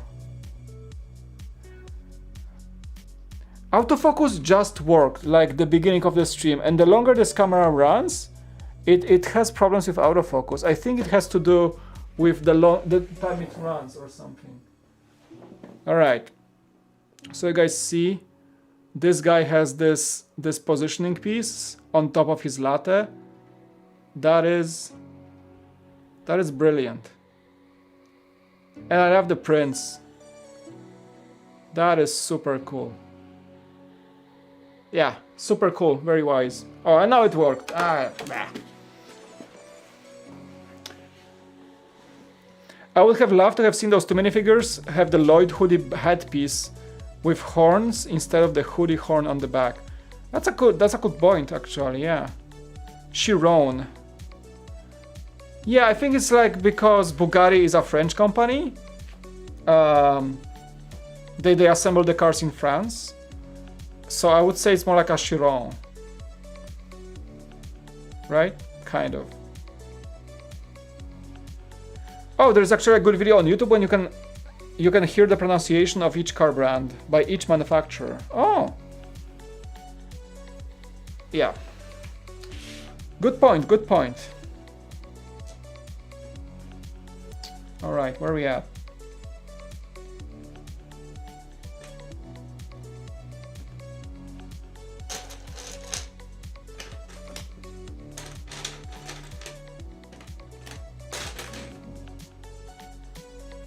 Oh, that's the long one. Oops. Actually, it's the one long one.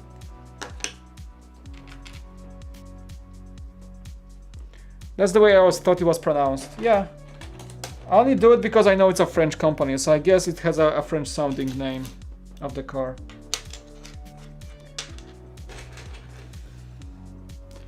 I was this close to actually sitting in a Bugatti Chiron. They had one here in La Jolla, in like a car salon, like a dealership. The dealership usually sells like Lamborghinis and like supercars, but they had a Bugatti Chiron on display. But I felt too like scared to go inside and ask if I can take a look at it. It's like a $3 million car or something. I don't know how much it does cost. But yeah, I took some pictures from through the window. I was like, I don't know if I want to go in there. Just like I was actually going from the beach, and I was like having my shorts and just like a bit of sandy. I was a bit sandy, and I was carrying like a towel. So we were walking back to the car because I parked next to the dealership, and I was like, and this is like this beautiful, actually the same like the model, the Lego model, the blue Bugatti Chiron standing in the front display of this place. I was like, wow. The first time I ever seen one in person. And I wanted to walk in and ask if I can sit inside, but I felt like I had all the sand on myself and it would be like terrible. They would have to clean the car after me or something. A Bugatti costs more than the asking price. Yeah, every single one is handmade to specific customization, I guess. Ode. You thought it was pronounced Ode? I hear Porsche with a sh at the end more often than in California. I'm in California too. Welcome to my world. Yes, that's what I'm saying. My friends say Porsche. And when I said Porsche, I was like, what are you saying? What did you say? Good news, everyone! The Veyron is more affordable than the Chiron at 1 million plus. Oh, just a spare change, a pocket change, pretty much. Just $1 million for a car. You know what? But if you think about it, the good thing about high-end collectible hypercars is that they do not depreciate in value because they're collectible. A normal car, say you buy a Toyota, you drive off the lot, boom, 20% of the price, right? You buy a Veyron for $1 million, the older it gets, it appreciates in value, it becomes more collectible, it becomes a higher price. Think about it. Invest in hypercars, everyone, with your spare change. I think hypercars like these, I mean, a Ferrari would depreciate in value, but a Bugatti, not necessarily. I don't think so. I don't think a Veyron or a Chiron can get cheaper than the retail price. And you can't buy new Chirons at this point. They're like all taken, basically. They're like numbered.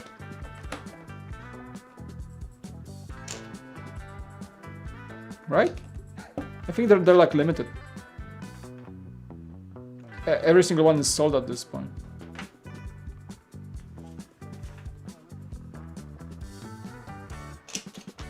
I mean, every Bugatti is, I think, a limited car. It's a very exclusive vehicle.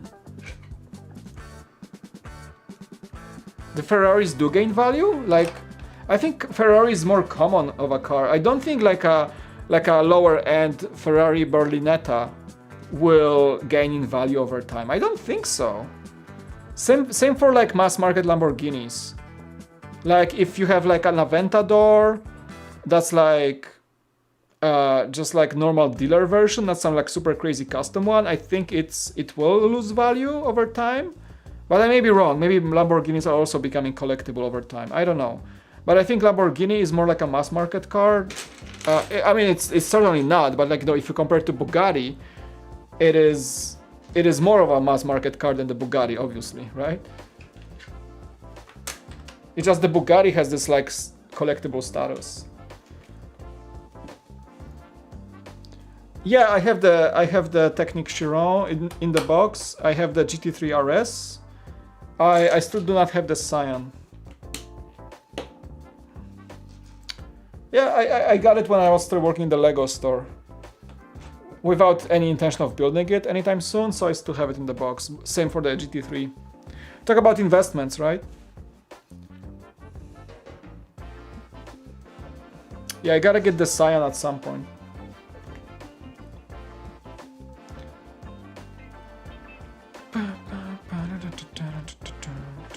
The good beats have begun. I love this beat.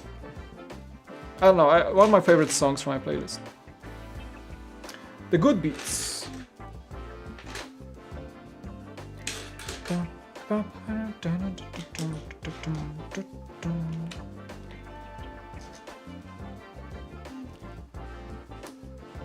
Some Ferraris out of the 80s are affordable? Yeah, I guess. How much is a... I know the F50 is like crazy collectible. But what about the Testarossa? I think it is as well collectible, right? Like the GTOs and the 250s, like those are collectible, you know. Ferraris can be a very collectible brand, but I think like, yeah, from 80s, 90s, I don't think so much, I guess. I might be wrong, again. That's a cool car, that's actually a pretty cool car conversation we're having right now. I do enjoy it.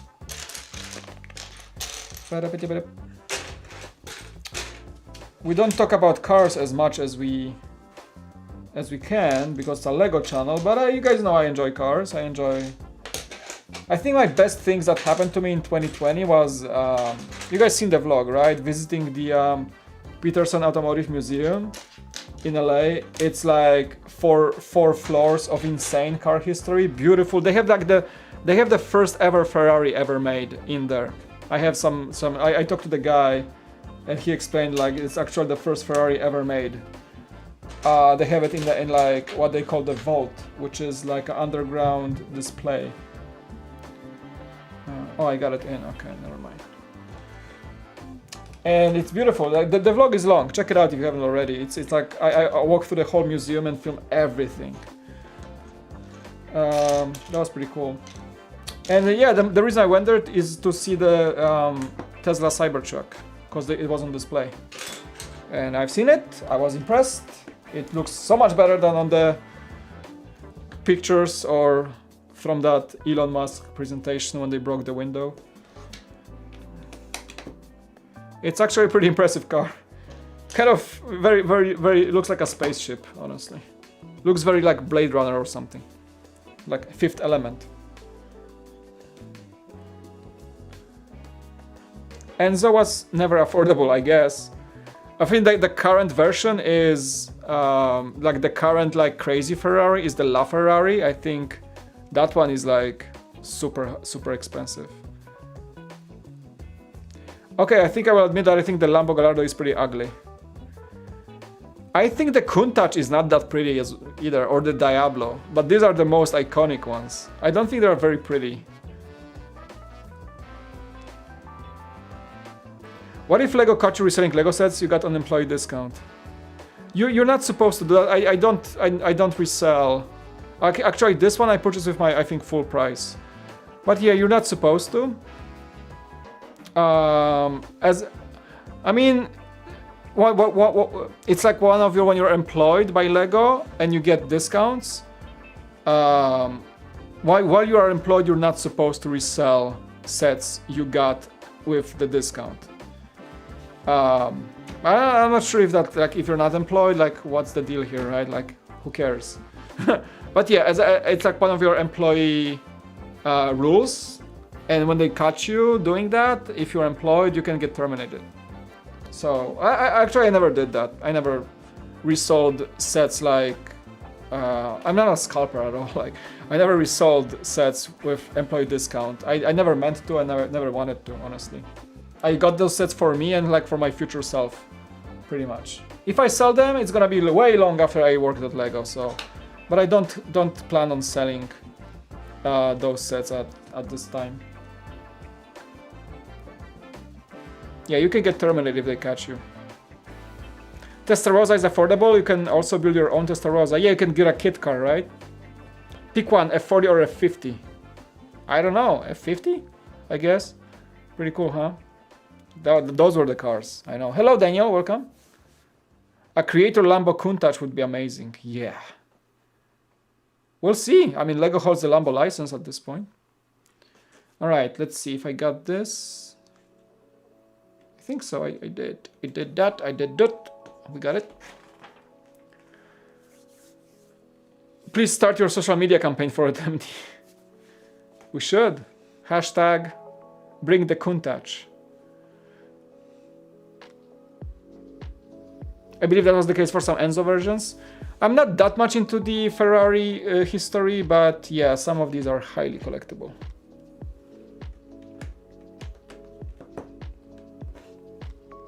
But yeah, that museum was super dope. They had everything I ever wanted to see. They have the first Bugattis. They had the Veyron, not the Chiron, but they had the Veyron on display. It's all in the vlog, guys. Check it out. They had the first Tesla's prototype Model S. They had the Tesla Roadster, the first one. They had like movie cars. Like there's a DeLorean, obviously. I wish they had the Ecto one, but they don't.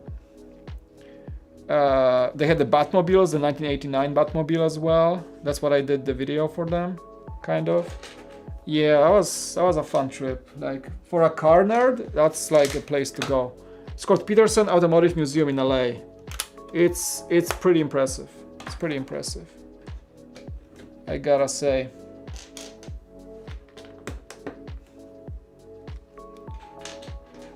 And I spent the whole day there and I didn't see everything I wanted in full detail. So, collection is pretty extensive. The collection is pretty insane.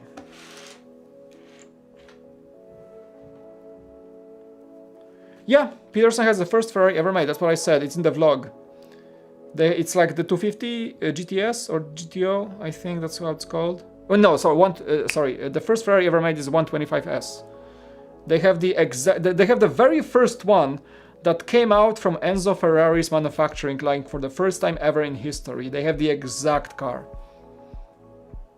And I filmed it. I asked them if I can film it. The guy talked to me about it. I couldn't get closer to it. They were not allowing anyone to get closer than 2 meters away from it.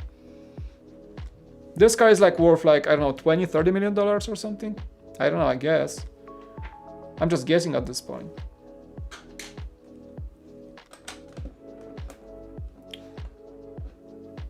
Yep, I've seen that Ferrari and it's beautiful. It's the first Ferrari.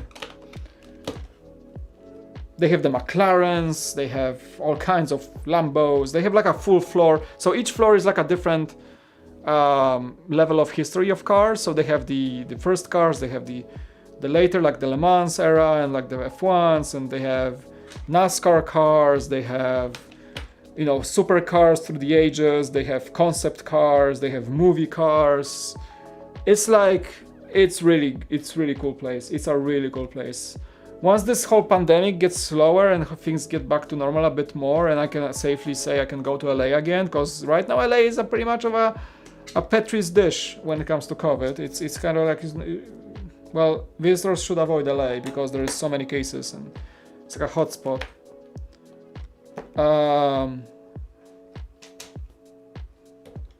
But whenever things get back to normal, I want to go there with my family and just see the museum once again without filming just everything. Because I went there to do the vlog mostly, but at this time I would like to go just to see the cars up close more, spend more time. It's in Pasadena. No, wait, Santa Monica in LA. It's Peterson Automotive Museum. Look it up. They have a website. It's in Santa Monica, so it's Central West LA, I guess. Or Northwest LA? Yeah. I used to live in rural Wisconsin with nothing to do. Now I live in Illinois with Chicago. Nice. Dallas Buyers Club. That was cool, yeah. You have all the cars in your IKEA closet? Nice. You see, I don't own all creator cars, but I buy all the new ones. That's for sure. Now I don't want to miss out on anything.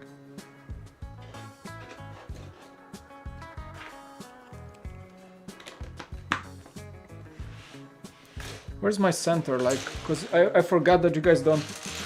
I put it so far from me that you guys don't see what I'm doing, actually. Yeah, I'm using this shot today mostly because this set is so flat that you guys can see most of the build at least.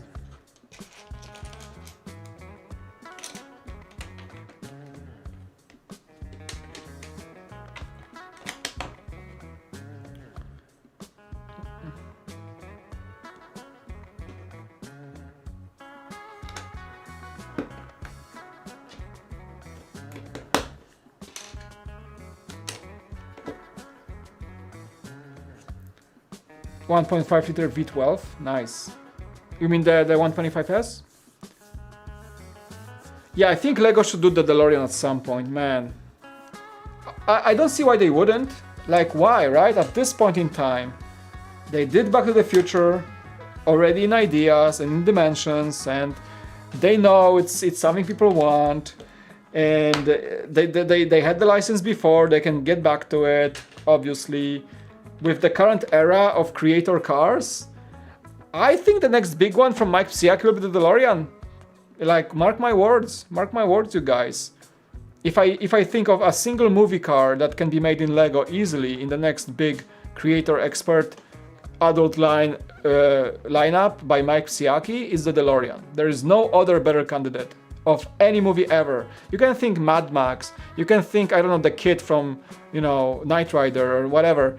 The DeLorean is something Lego has made before and can totally now get fully into it with a big car, with all the new bricks, new building techniques. The DeLorean will happen a year or two from now. Mark my words. Mark my words. Mark my words. You'll see. You'll see. We're gonna have a Lego DeLorean. I'm calling it right here, right now. You gotta think like Lego. There is no better candidate for a car. After the Ecto 1, I'm certain we're gonna get the DeLorean. I'm 100%. It's just a question when. Just a question when. You'll see. Mark my words. Sooner or later.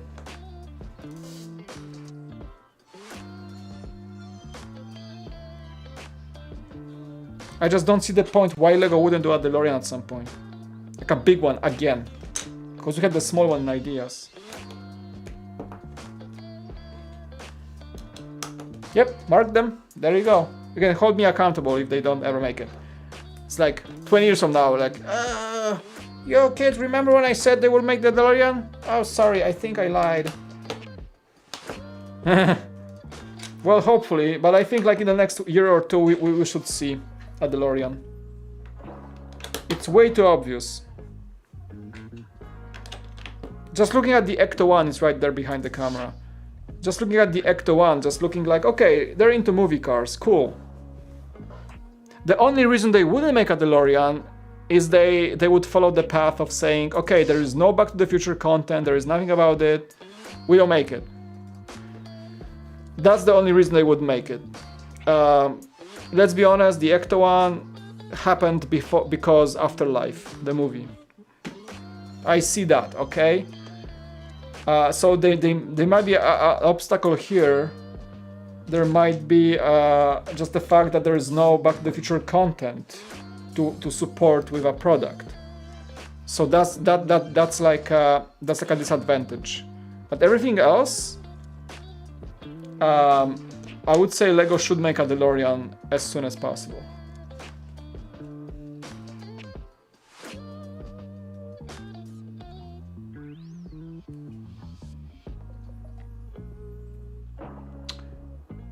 Whoa.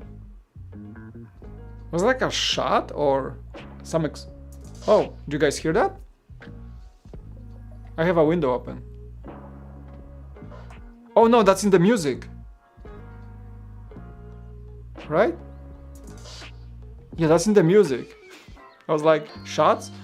It wouldn't be surprising because I have a military base not that far from here. And let me tell you, they, like a month ago, they had an, artillery training. So you could hear the Hovetizers in the back, like... And like, it's like, yep, M107, Paladin. It's a self-propelled Marines artillery. They use them here for training. It's like, you sit here like, it's like... And like a few minutes later, some like target hit, and it's like you know in sequences. So they have probably a company of Hovetizers like in a line, and there's like fire to like some target like 20 kilometers away. It sounds cool, but it's kind of scary. It's like you can hear the shells go off. Is that in the music or wait? Yeah, that's in the music. That's like this little... Mike's having another MLK moment, I guess. I'm hearing things, man. I don't know. Maybe I'm tired. I'm seeing things. I'm hearing things. I don't know what's going on. I should drink some water. It's definitely music, yeah. I'm just, yeah, because I heard the actual blasts before here. They were like doing some training the whole day, like just blasts all day. Oh, you got the creator expert Ferrari before you retired? Yeah, I worked in a Lego store when it was still on the shelves. I should have gotten it. A Lightning McQueen in the scale of Ecto 1. Well, that is also possible. Why not, right? Maybe. Kids would love it, but Is that a creator expert material, really? I don't know.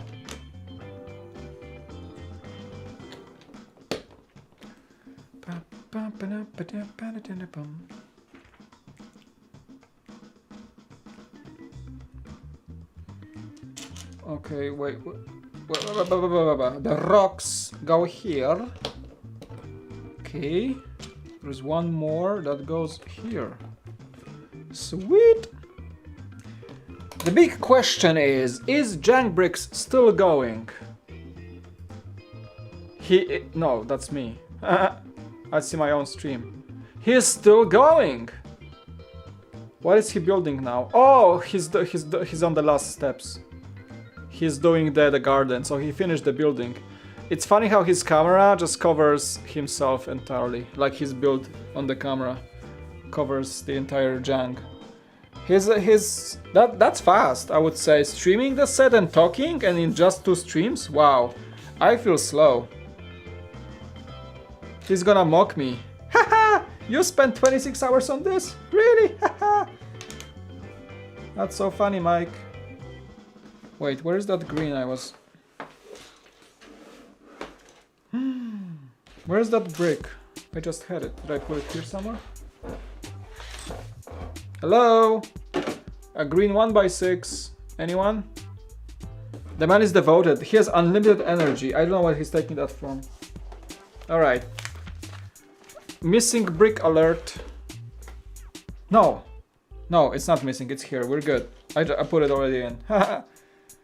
Anyway. Yeah, Jang is in... I don't know. Where does he get all this energy from? And he talks as much as I do. And he builds faster anyway. I'm exhausted after 3 hours of streaming. He's been doing 9 hours yesterday. And I tuned in when he was at the hour number 3. I tuned in when he was finishing the stream. And his energy was exactly the same. How? How? My energy level is like hour 1, hour 2, hour 3, hour 4, or you know, pure master energy. I mean, to be fair, he was having some sort of like a protein shake on the stream yesterday, so maybe that helps. Maybe actually I should look into that. Yeah, my energy. That's why I don't. Usually I try not to stream past like 3 or 4 hours because like I'm dead inside after. I love you guys, but like I don't know, it's just I'm super exhausted after 3 hours.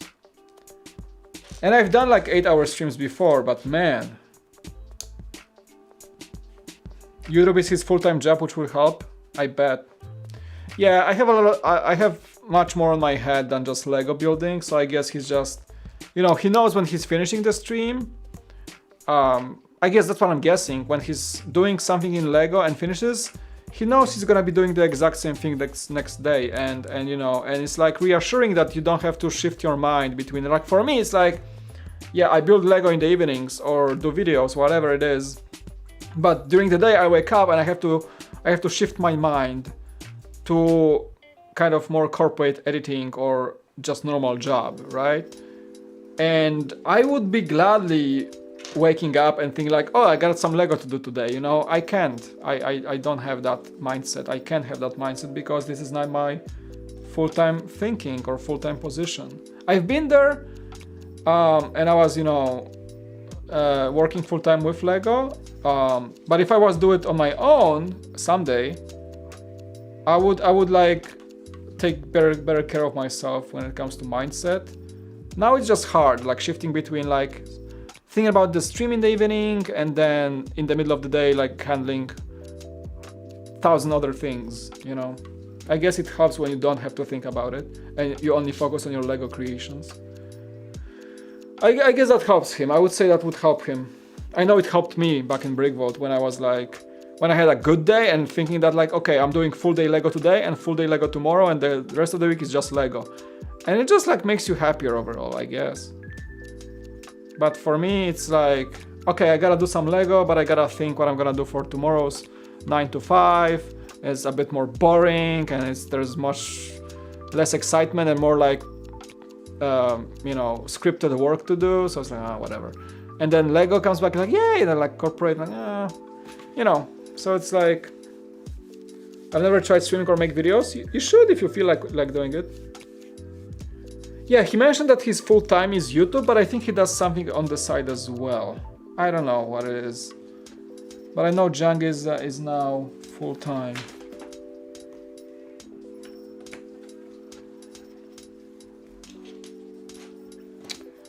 Yeah, I would love to be in a position to come back to full like Lego YouTube again, but it's too risky for me. So I keep it part-time right now. It would be cool to move more hours into this, but I'm not in no position to do it yet. Nah, Jeff, I'm good for today. Thanks for the offer. Appreciate it, but nah, I don't feel like discording today. I'm just chilling, man. 3 hours for max is max for me too. That Beyond the Brick 24 hours thing, I had for 13. I was like, oh man, I was spent. Yeah. Thanks for the offer, Jeff.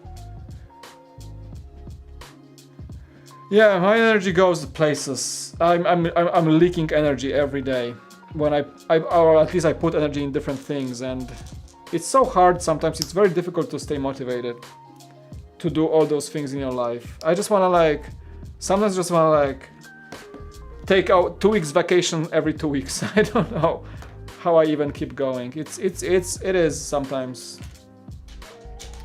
It's like you love doing it, but at the same time you might as well take a break, you know. I don't know. It's hard to explain this feeling, guys. I've been in this mode for quite a while and I love doing it, but sometimes it's also very exhausting. I don't know how to explain this. I don't think Jang has kids, no. I think it's much easier for him to focus on... I think, well, he's married, that's for sure. He has a dog. He lives an adult life, fully adult life, but I don't think he has kids. I'm not gonna lie, that makes things easier probably. Like, you know, having kids is a no small feat. That is... Oh, that's interesting. So it's like offset. Huh, on purpose. Oh, so it's like, yeah, they made it offset on purpose. Okay. Fair enough. Yeah, kids take a lot of time making sure everything is correct, is right, and you're parenting the good way, I guess. The sleeper I get, the more vocal fry I get, which people don't like. What is a vocal fry? So your voice gets like your voice gets like this. Well, if I don't drink water, my voice will get as this as well. But don't think too much about it. I tried Lego YouTube, but stopped after half a year. It can be daunting, and if you overdo it, what happened to me? If you overdo it, which I did, you can lose your passion for the brick. And I'm not joking, you guys. I had a moment in my life, or two, I think I mentioned that before, when I did not want to build a Lego at all. I felt like I hate Lego. And it's been, for a few moments, for quite a few moments, I felt like I don't want to do anything with Lego. Not even like in my spare time. Because everything felt like Lego equaled like working on videos for at some point in my life. And when you're like feeling burnt out, you try to avoid it as much as you can.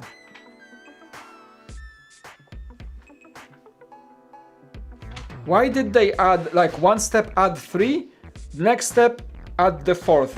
Like, can you just add 4 in one step? Like, what's the point to split that? Anyway. Yeah, Rory, like making any, like it's not even about Lego. Making any form of long-lasting content on YouTube, it requires a certain dedication and certain sacrifice. It does, I'm not gonna lie. You gotta, first, like, if you don't enjoy it, it's probably not for you. So it's good that you tried and you probably didn't enjoy it as you thought you would. And it's easy to like quit, yeah. And I've been on this for quite a while, but I keep coming back because I actually enjoy it. So you gotta like the process, you gotta like the slow growth, you know. Alright, the light brick. We can remove the little battery safety. Boom. Hello. Ching ching ching. Ching ching ching. Okay. So the funny thing, I know where the button is in the bull's body, and it's not in the best location, let's say that. You press the bull's butt, okay? So that's where it's at. You'll see. It's funny. It's actually funny, and I'm not sure why Lego thought of that, but I guess it's funny. So yeah. Hey, on the brick. Joined a bit late. Glad to have you here, man. Thanks for coming over, even though it's a bit late. What time is it, by the way? Almost 10 p.m. So I think we're gonna stop after this bag, you guys.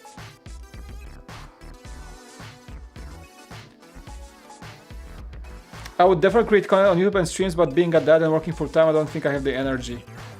Dude, I don't know how I have energy. I don't know. I think I just like the brick quite a bit, and on top of that, like working with videos and cameras. I guess that's my thing.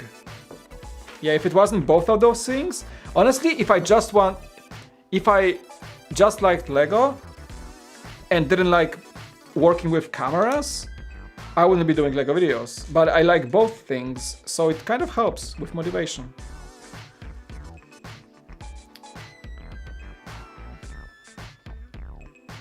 Confirmed, Mike thinks children are a burden and a drag. You know what, Jeff? Newsflash, they are. They can be. You can love your kids to the roof and beyond, to the heavens and beyond, and I do with my kids, but they can be a burden, they can be a drag, and every parent will tell you that. Sometimes you just need a break. Sometimes like it's both. Like me and my wife, sometimes we just need a break, and every parent ever will say that. And it's not even just being, complaining about having kids, because we wanted kids and we love them. So, but every parent will tell you that no matter how much you love your kids, sometimes you need a break. Sometimes you need to take a break, and it's not something that has to be a forbidden topic. I think a lot of the parents can relate. Everybody needs a break sometimes, and kids can be very demanding in certain ways. So I speak fully for a lot of parents out there, I guess.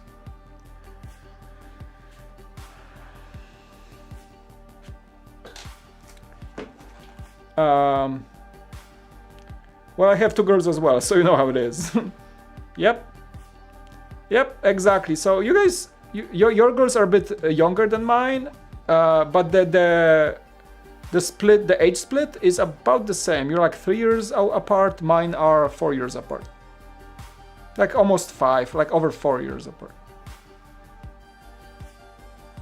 You know the person from the ring who does that croaking thing? That's what it's. Oh, yeah. Really? Sorry to hear that, man.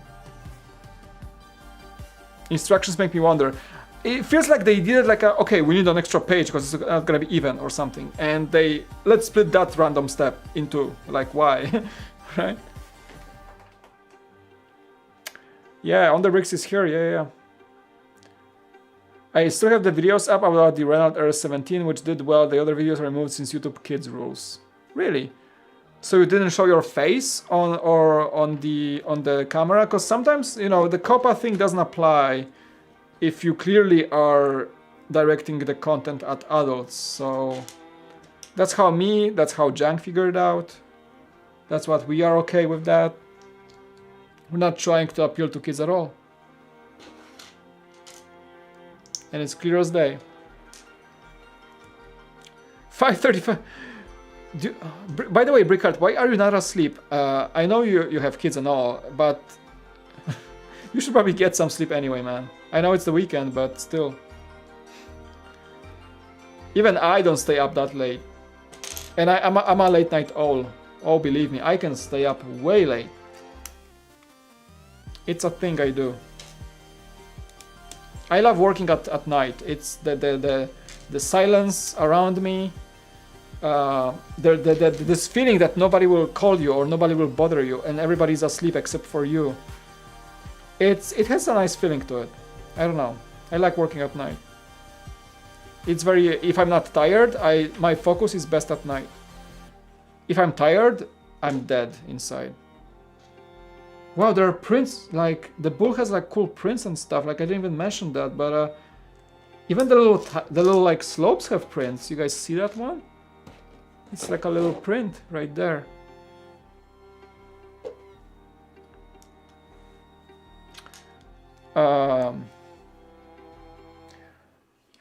You make YouTubing look easy. I can't imagine how much work behind the scenes happens to look and sound this good. Oh, thanks, man. Appreciate that you noticed that. It takes a bit of work. So I don't know how to break it down for you. Just for this stream, and that's from somebody who has a setup studio. I have a microphone in place, lights, preset, desk in place. Everything is a preset controlled environment studio. So for this stream, I start with, I take the camera, put the box on the table, put the lights on, check the camera settings, put the card in, take 5 or 6 pictures for the thumbnail. Put the camera back on tripod, get the framing right, get the second camera rolling, checking if it works, connecting to my HDMI switcher, check if it works, checking the audio if it works, checking the batteries in the microphone if they work, putting the lights on, checking the lights temperature if that's the same as the last time, all good. Take the camera, take this SD card, put it in the computer, download the pictures, make a folder for this set, bring the pictures to Photoshop, to my thumbnail, select one, color correct, thumbnail, save, upload to YouTube. Then go to YouTube, schedule the stream, type the title, get the description going, hashtags, make sure that the thumbnail is working, upload it twice because YouTube messes up. It happens every time. Schedule the stream, make sure, tweet about it, Discord about it, get people know that I'm streaming. That's one. Open my OBS, select my building streaming setup, not my Bricks Coffee setup. Make sure the camera is working, the audio is going through, make sure the music is working, make sure the audio is working. In the computer, select the proper audio interface, adjust the volume, select the playlist, put it on. Check the cameras, schedule the stream, say hi to the chat, get something to drink, and stream. Takes me 30 to 40 minutes. Just for one stream. Whew, I think that's all. For the video, take that times 5. You should A-roll, check the audio, pre-cut, you should B-roll, check B-roll, check settings, again, reshoot if necessary, take a shot list, edit for 2 to 3 hours. Yeah, and it's all evenings, only evenings for me on the Cool Factor. So I take this maybe too seriously. I don't know, maybe I do, but I enjoy it. I like the process still. And every time I try to make it like that much simpler or that much streamlined, eliminate the friction, get the workflow just a bit better, maybe get the microphone closer to me, maybe keep the cards in a special box next to my desk so I don't search for them every time. Like, you know, little things like have like little zip ties to hold the cables. I even have like a little holder on the table, so like my HDMI cables are always in one place, so I don't have to search for them every time. Yeah, like it's like a learning curve. You have to like practice, and like you have to know your own studio that you're building inside out, and that's what I do. Like it's a months long process. And I'm still like, it's a new studio for me, so I try to upgrade things and I try to make things work even better. but still, like, you know, life gets in the way on top of that. So as much as I would love to spend my whole life here, like, I can't because, you know, responsibilities as an adult and stuff like that. So, but yeah, I take things seriously. Least I can do for you guys is a thank you for watching, pretty much. I just want to say, like, if people watch me, like, I better take things seriously, and I make sure that there is no corners cut here and there. So I know that's gonna make me upload a video less, or 5 videos less than everybody else.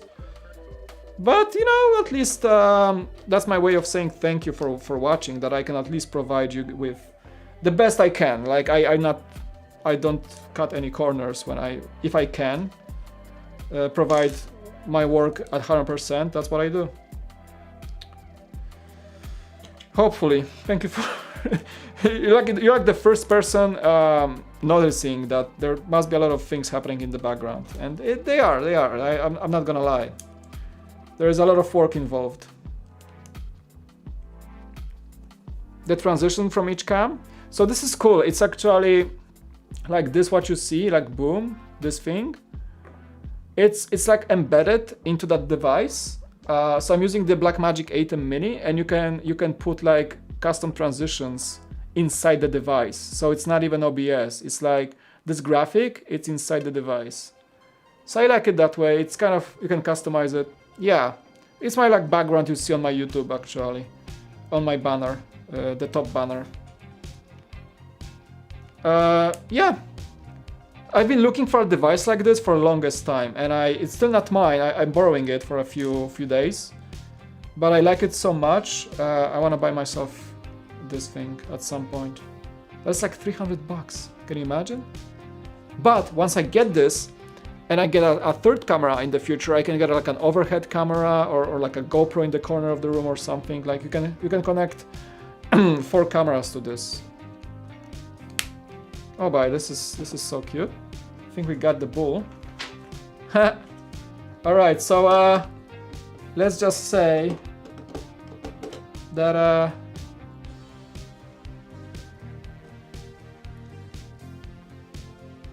to press the button on the bull, you gotta touch his butt.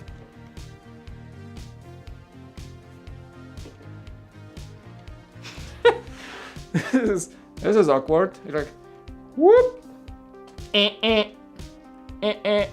It's like NSFW.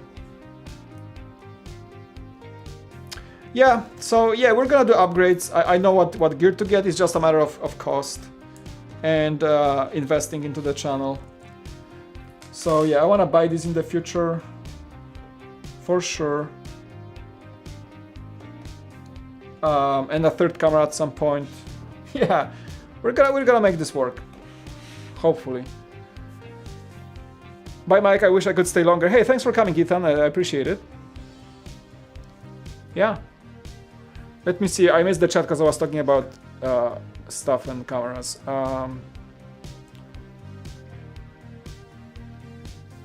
So YouTubing is not easy, and I don't blame you for either giving up or not, you know, being afraid to try YouTube. I don't blame you. It's a lot of work, and even if you like if you do it about the most you know, beloved topic in your life, it's still gonna be a lot of work. Like, you can love me like me, I love Lego a lot, and still takes a lot of work to talk about this Lego and make it look good. Yeah. The layers on the base you are building look great. I love the level of detail. I know, right? It's pretty something. Yeah, the koi fish, it's something for sure, 100%.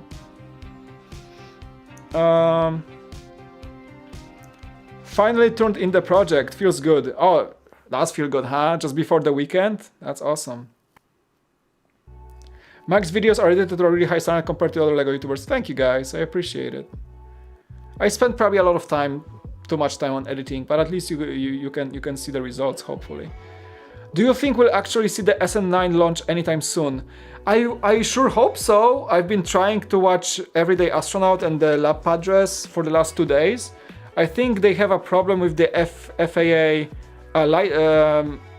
permission, because I think SpaceX violated some FAA, excuse me, Federal Aviation Administration rules, and they messed up some regulations with blowing up the previous Starship and some flight patterns, whatever it was, and they're under scrutiny from FAA this time, so that's why the SN9 is delayed. It's not because of the weather.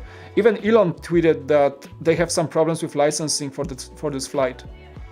So it's bureaucratic, delay at this point. It's the government holding them back. Something is wrong, yeah. And sorry, Ethan, I didn't see you earlier. I hope you're enjoying the stream. The printing is excellent. I wish they would apply the same to speed champs. So yeah, imagine speed champs without stickers. Guys, that would be insane. That would be amazing.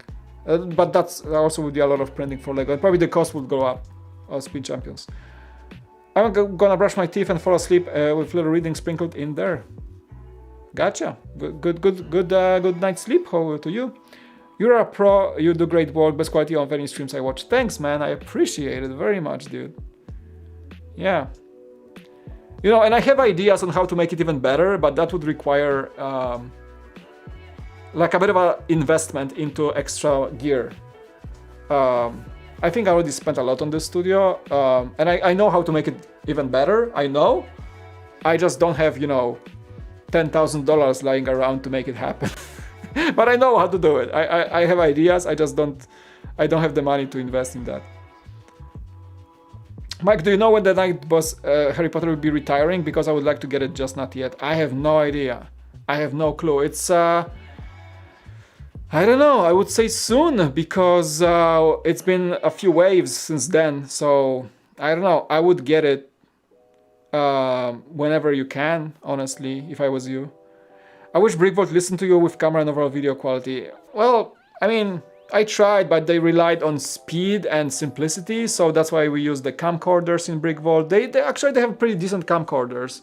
It's not about the camera quality necessarily. I just want to step up the production quality of the channel a bit, but it was time consuming because they were uploading daily, and it was a drive to make quicker videos, not more pretty videos in general. In my channel, I have the luxury to decide my own time and how much time I want to spend on the videos, so nobody directs me on the deadlines here, which probably hurts me in a way, because if I was faster and was cutting corners here and there, I would probably upload more videos because it wouldn't take me as much time to edit them. But I don't want to. I wanted to bring the highest quality I can possibly can. If I can make it faster in the future by having somebody to help me edit or shoot, probably I would make more videos. Or if I probably spend it, if I focused on the cool factor full time, I would probably keep the quality, because I would just be able to dedicate all the other time I spend on other things into making these videos. I mean, I think I got good enough on streamlining my editing process so I can keep the quality while being faster.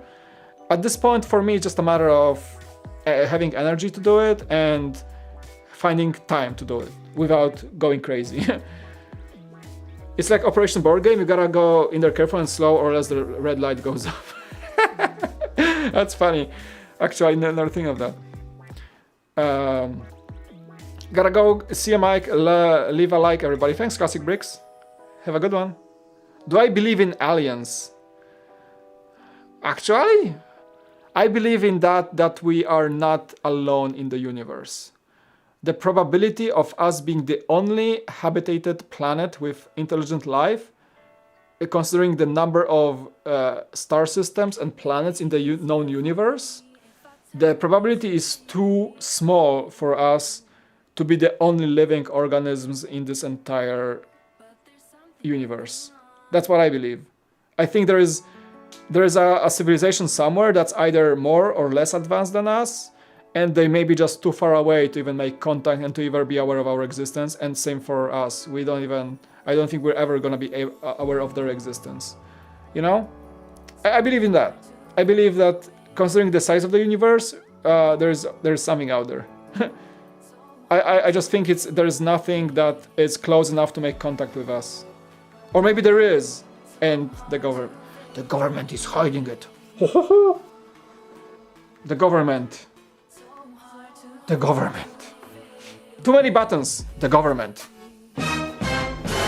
is hiding things from us. They do. Like everybody put tinfoil hats on, quick. FBI, do not challenge my stream, please. Anyway, this is where we're gonna be ending for tonight. Next one is bug number 5. I think I can squeeze in a longer stream tomorrow. Yeah, we did like halfway of the first book. So I think we're talking about 3 streams, you guys. But I'm getting tired. I think we streamed enough for today. We good. Next one is bug number 5. It's the continuation of the little parkway. Yeah, the bridge. All these things. And the first booklet is about the whole big base plate.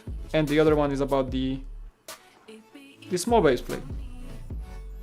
Alright. Yeah, we're gonna end it here. Good. Thank you guys so much for coming over. I appreciate it. Let me see if I can say my thank yous to all those super chats. You guys are awesome. Thank you so much for Brickheart with a 3-pounder. Nathan Bricks with a Filipino pesos 500. That is, I think, a lot. And MT with a 4.99 super chat as well. Yeah, hit the like. Make sure you help my channel grow. Just by hitting that little like button, because it really helps. Actually, YouTube just sees that and they say, this guy has some fans, and we may show this video or this stream to more people that way. Enjoyable? I'm glad I was enjoying it. I was enjoying it, and you guys were enjoying it. Let's see if Jang... One more check on Jang. He's still going. I may actually stop by in Jang's chat after my stream. So, let's see how is his progress. That's his progress. So he's doing the garden. So yeah, that's bug 25 out of 26. So he's gonna be done in 2 bugs. I'm gonna finish my stream. Go say hi to Jang from me. Let's raid him. Kind of like let's do a Twitch raid to Jang and say hi. I'm gonna come say hi as I finish this one and I close off my studio before I go from here. But yeah, we're gonna stop by Jang's and say hi. So let's do a little raid, shall we? Yeah, Jangbricks. If you don't know who Jangbrick is in the LEGO community, what are you doing in the LEGO community? Raid Jang. There you go. Let's raid Jang. Alright guys, thank you so much for watching. I love you all. Thanks so much for the donos, for the support, for everything. I hope you enjoyed the stream. I hope you enjoyed the music. We're gonna come back. Again, I do not promise I'm gonna come back tomorrow, but I'm gonna try. I kind of want to do like a family weekend, more like a focus less on being in the studio and more maybe on actually doing things with my kiddos and things. But maybe if the day goes good, I'm gonna squeeze one in around evening time, California. All right, let's go to Jang, everyone. Thank you so much for coming over. I love you all, and I see you next time. Peace out.